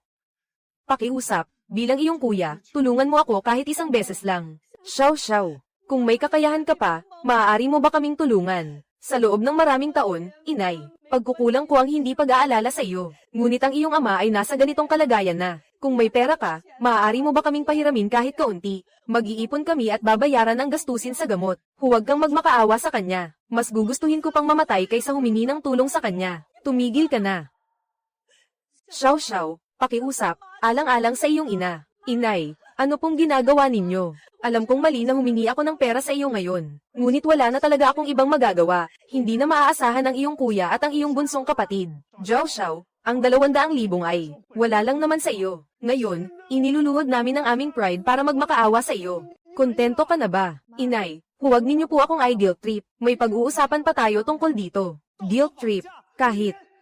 Tama na, huwag ka nang makigulo pa dito. Xiao Xiao, basta't makapagbigay ka lang ng pera, susundin ko ang lahat ng gusto mo. Huwag kang magsalita ng napakaganda. Matanda na ako. Kami ang nagluwal at nagpalaki sa iyo, mayroon bang anumang pagkukulang namin sa iyo, na kailangan mong patawarin kami? Alam kong wala ka lang talagang pera, at nagpapagaling ka lang dito para sa iyong pride. Sige na, gusto mo pa bang magpagamot? Hindi ba't isang patawad lang ang kailangan? Mas mahalaga pa ba iyon kaysa sa iyong buhay? Ako ang kanyang anak. Hindi ko na lang iisiping may utang na loob ako sa kanya. Ang magpakumbaba sa kanya, imposible. Pamilya tayo. Hindi magkaaway. Ngunit bakit ang pinakamadalas kong marinig?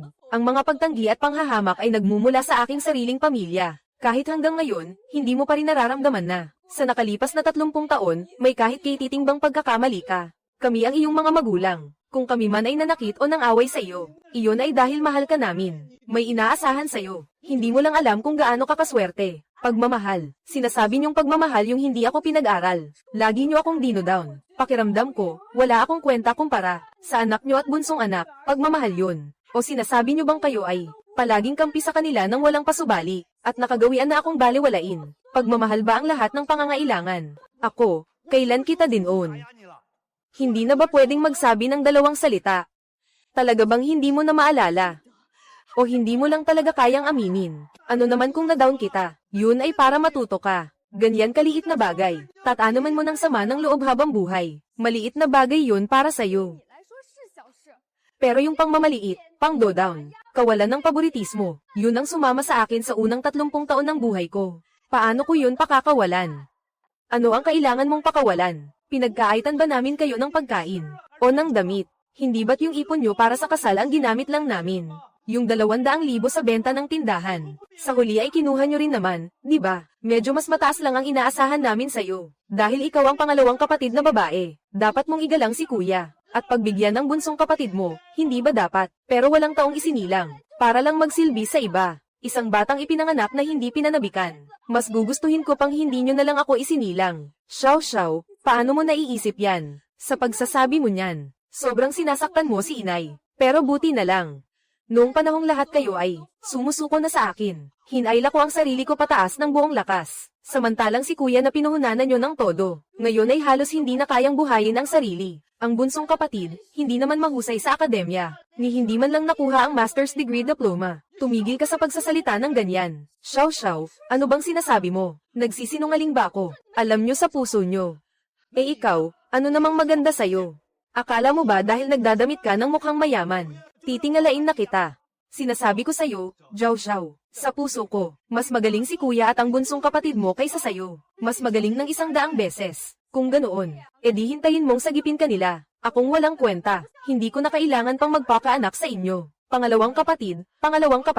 Xiao Xiao, hindi ka pwedeng umalis ng ganito lang. Oo nga pala, kahit mababa ang tingin nyo sa akin. Ako ngayon ang founder ng Xiaoguang Pickles.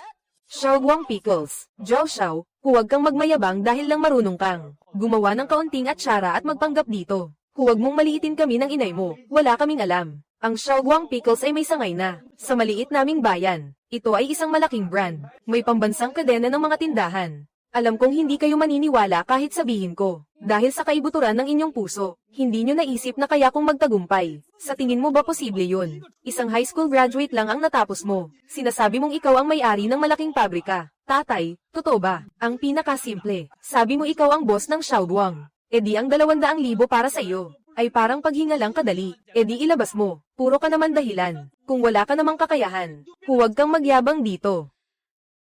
Kung ayaw mong mag-sorry, kayo na lang bahala sa sarili ninyo. Xiao Xiao. Xiao Xiao. Chengen. Sa ibang araw na lang tayo magkita. Gusto ko munang mapag-isa.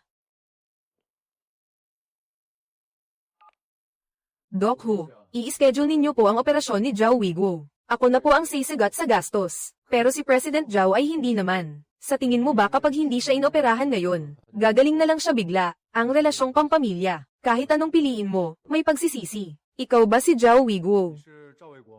Doc, huwag ninyo muna po kaming palayasin. Sigurado po kami. Sinong nagsabing palalayasin ko kayo? Zhao Weiguo. Maghanda na kayo. Maya-maya ay operahan na. Operasyon. Hindi na po kailangang magbayad. May nagbayad na po para sa inyo. Sino? Si Zhao Xiao, si President Zhao. President Zhao. Oo, iyong pinalayas ninyo. Maghanda na kayo agad. Maya-maya ay operahan na. Hi. Hindi pala tayo niloko ni Xiao Xiao. Totoo palang boss siya ng Xiaoguang. Paano nangyari iyon? Siya pa talaga ang naging boss. Si Erming nga ang nagtatag ng Xiaoguang. Boss nga talaga siya. Bakit hindi mo agad sinabi? Ako. Anong ginagawa mo? Tumayo ka na agad. Tay, Nay, patawad po. Binaygo ko po kayo. Hindi na po sana ako nagnegosyo. Naubos po ang pera ninyo. Umalis ka na. Bumalik ka na at maghanap ng trabaho. Bayaran mo ang utang mo. Kahit gusto namin ng nanay mo na tumulong, wala na rin kaming magagawa. Hindi ako aalis. Hindi ko kayang buhatin mag-isa ang tatay mo. Makisama ka ng maayos. Hihintayin namin matapos ang operasyon mo.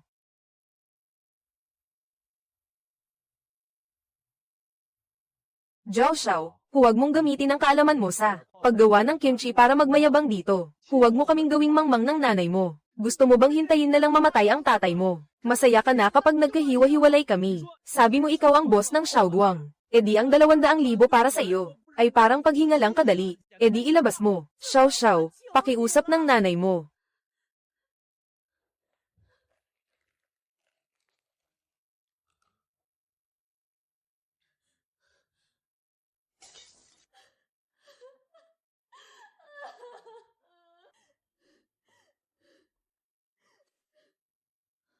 D.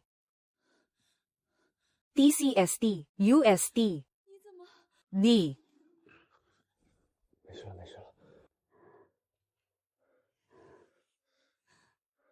Akala ko ba may business trip ka? Ayoko na pong tumuloy. Bakit? Hindi ba iyon ang paborito mong eksperto? Kahit gaano kahalaga iyon, mas mahalaga ka. Hindi ako mapakali kapag iniisip kita. Tikman mo na. Mukhang masarap. Ikaw ba ang gumawa nito? Si Mama ang gumawa. Pinadala niya para sa iyo. Mabuti naman. Hoy, anong ibig mong sabihin? Si President Su ang gumawa. Paborito ko ito. President Su. Xiao Xiao, huwag mo na akong tawaging President Su. Tita Su. Pinadala ko sa iyo ang sabaw ng manok sa pamamagitan ng batang iyon. Nainom mo na ba? Iniinom ko ngayon. Napakasarap po. Mabuti kung masarap. Kung magkagusto ka sa batang iyon, magpakasal na kayo agad, at ipagluluto kita araw-araw. Tita Su, sinasabi niyo na naman iyan. Mag-usap pa kayo, matutulog na ako para sa beauty rest. Paalam po, Tita Su. Magandang gabi po, Sunashi. Kayo po ba ang nag-schedule ng operasyon ng papa ko? Xiao Xiao, ayaw kong magkaroon ka ng pagsisisi. Pagsisisi. Alam mo ba, kung bakit apelyido ng mama ko ang gamit ko? Ang totoo, may katulad na karanasan si Sunashi sa iyo. Pareho kayong hindi pinapaboran. 5 silang magkakapatid, ngunit siya ang panganay. Mahirap ang pamilya nila noong bata pa siya. Sa panahong iyon, normal lang na hindi makapag-aral ang mga babae. Kaya maaga siyang tumigil at nagtrabaho sa pabrika. Nang mag-18 siya, inayos agad ng pamilya niya ang kasal niya. Isang dot na 1,500 yuan. Ang bumili ng kanyang buong buhay. At pagkatapos, 2 beses nag-asawa ang mama ko. Ang unang asawa ay nambubugbog. Sinaktan dahil malata ang kanin. Sinaktan dahil late nagising. Sinaktan dahil nakalimutang maglaba. Kapag masama ang loob niya. Pati paghinga ng mama ko ay mali. Naubos ng mama ko ang lahat ng ipon niya. Para lang palayasin siya ng walang dala. Pagkatapos ay bumangon siya muli. Naabot niya ang tagumpay ngayon. Huwag mong masyadong dibdibin. Matagal nang natanggap ni Tsunashi ang lahat. Mahal na niya ang sarili niya ngayon.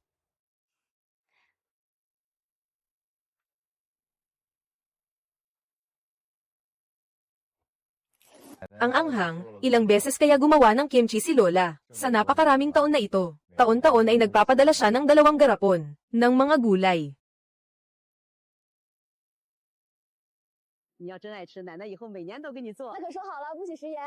Umuulan na ng nyebe. Sa garapon nagtatago ang sandaang lasa. Isang suboy lunas sa pangungulila. Malakas na naman ang nyebe ngayong taon. Miss ko na si Lola.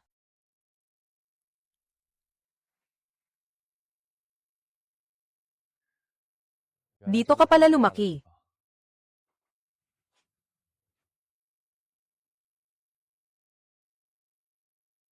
Lumaki ako sa piling ni Lola. Masakit ang likod ni Lola, pero araw-araw siyang maagang pumupunta sa palengke, para lang gawan ako ng pinakasariwang kimchi.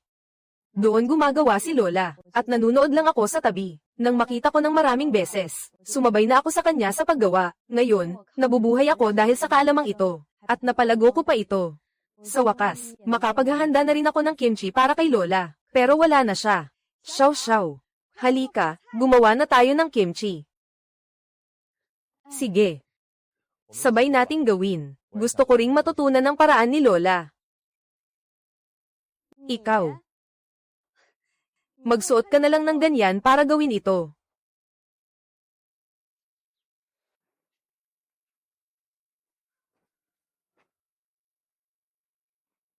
Sigurado ka bang iyan ang isusuot mo? Halika na dito at gumawa ng kimchi.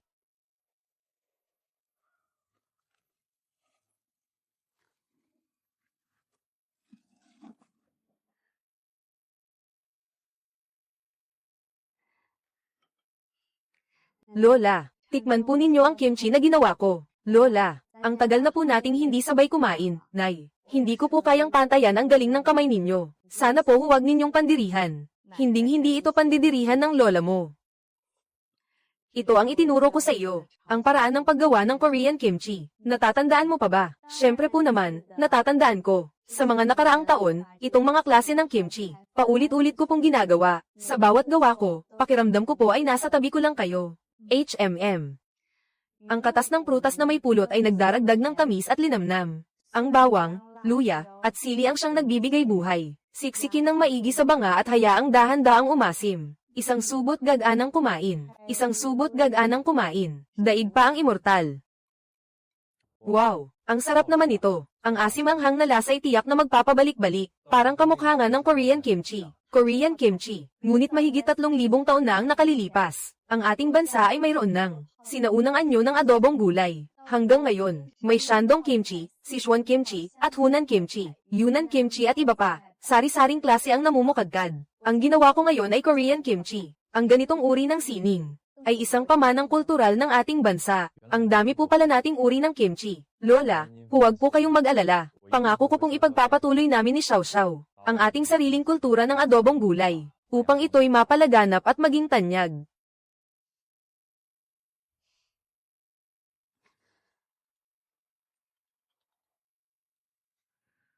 Xiao. Xiao. Namiss kita. Itay, 5 minuto na lang. Makakakain na tayo. Maya-maya, mag-iinyuman tayo ng maayos, pare.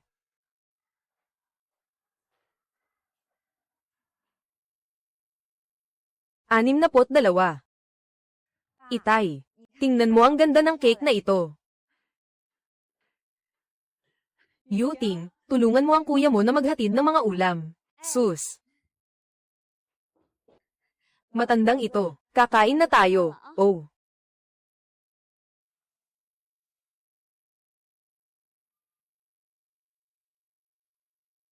Hoy. Xiao Xiao. Oh, ayos lang iyan. Xiao Xiao. Oh, ayos lang iyan. Na-miss ka ni Itay.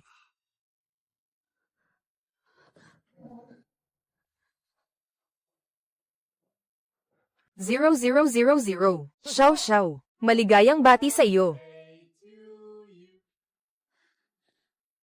Maligayang bati sa iyo. Matandang ito, huwag ka nang matulog. Zhou Weiguo.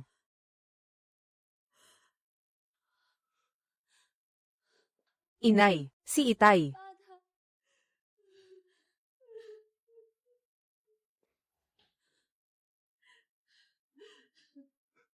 Itay. Gumising po kayo. Hindi po ba ninyo sinabing uuwi kayo para sa inyong kaarawan? Huwag po kayong matulog. Ayoko pong umalis kayo, Itay. Hayaan mo siyang umalis. Sino ka ba sa akala mo? Isang tindera ng adobong gulay na hindi man lang nakatapos ng high school. Ikaw pa ang maglalakas loob na makipagsapalaran sa malaking syudad. HMPH. Nang ahas ka pang makipagkasunduan ng pagtatakwil sa amin.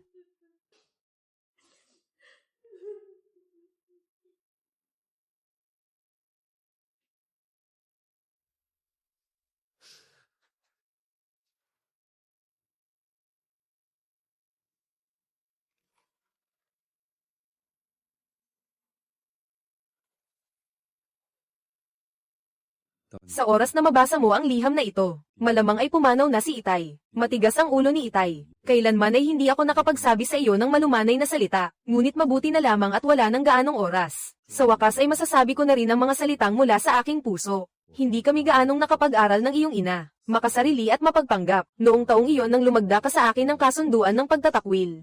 At umalis ka ng tahanan. Naupo ako sa lumang bahay at galit kitang minura na isang walang utang na loob. Ngunit kapag walang nakatingin, hindi ko mapigil ang magsisi. Hindi makatulog si Itay sa mga araw na ito. Parang pelikula na naglalaro sa aking isipan ang mga nakaraang taon. Noong bata ka pa, kami ng iyong ina ay nagtatrabaho. Kaya iniiwan ka namin sa bahay ng iyong lola. Sa murang edad ay natuto ka ng maging mapagmasid at maingat sa kilos. Naaalala pa ni Itay, noong kami ay dinaya ng kontratista. Nang pumunta sila sa bahay para maningil. Ikaw, isang batang 5 taong gulang, ang tumayo sa harapan ko. Galit na galit. Hindi mo pinayagang saktan ng masasamang tao ang iyong Itay. Ngunit bakit noong lumaki ka na? Kami ng iyong ina ay hindi kailanman naging kakampi mo. Xiao Xiao. Nagsisisi si Itay. Patawarin mo si Itay.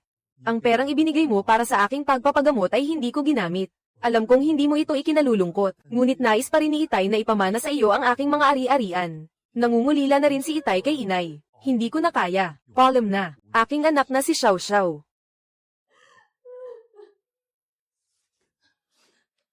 Itay.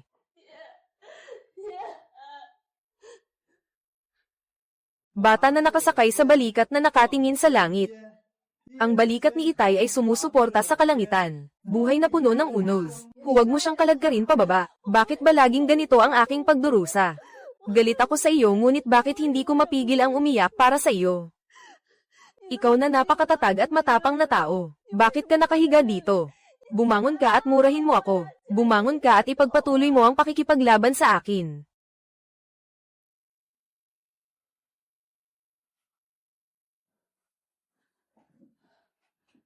Xiao Xiao, talaga bang hindi ka nakakain muna?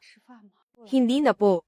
Hindi ko na kailangan ng mana ni Itay. Sa inyo na iyan. Bagaman ito ang bahay ni Lola, ito rin ang lugar kung saan lumaki si Itay. Sigurado akong nais din ni Lola, na ang kanyang anak ay manumbalik sa pinagmulan. Manirahan na lang kayo ng mapayapa sa bahay na ito. Mauuna na po ako. Inay. Xiao Xiao, patawad. Patawarin mo ang iyong ina. Ako ang nagkamali. Hindi ako naging mabuting ina. Kami ng iyong Itay ay nabuhay para lamang sa dangal. Ngunit tama ang sinabi ng iyong lola. Dapat matuto rin ang mga magulang na tumano ng utang na loob. Hindi lang iisa ang pamantayan ng paghusga sa tao. Ngunit ang magkaroon ng anak na tulad mo, ay isang biyayang pinaghirapan namin ng iyong itay sa maraming henerasyon. Hindi hinihiling ni inay na patawarin mo kami. Ang tanging hiling ko na lamang, ay ang hindi ka na muling makulong pa ng ating pamilya. Maging maligaya at payapa ka sana. Ate, Xiao Xiao.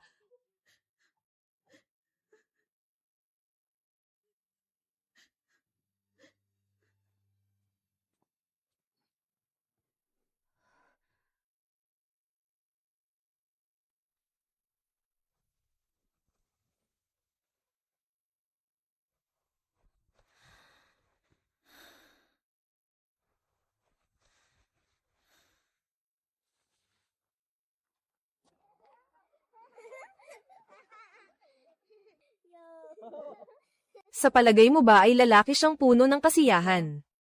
他会这么幸福着长大吗？ Tara na. 走吧。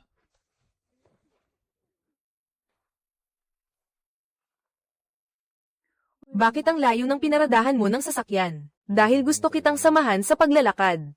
Gusto ko ring tumanda kasama ka.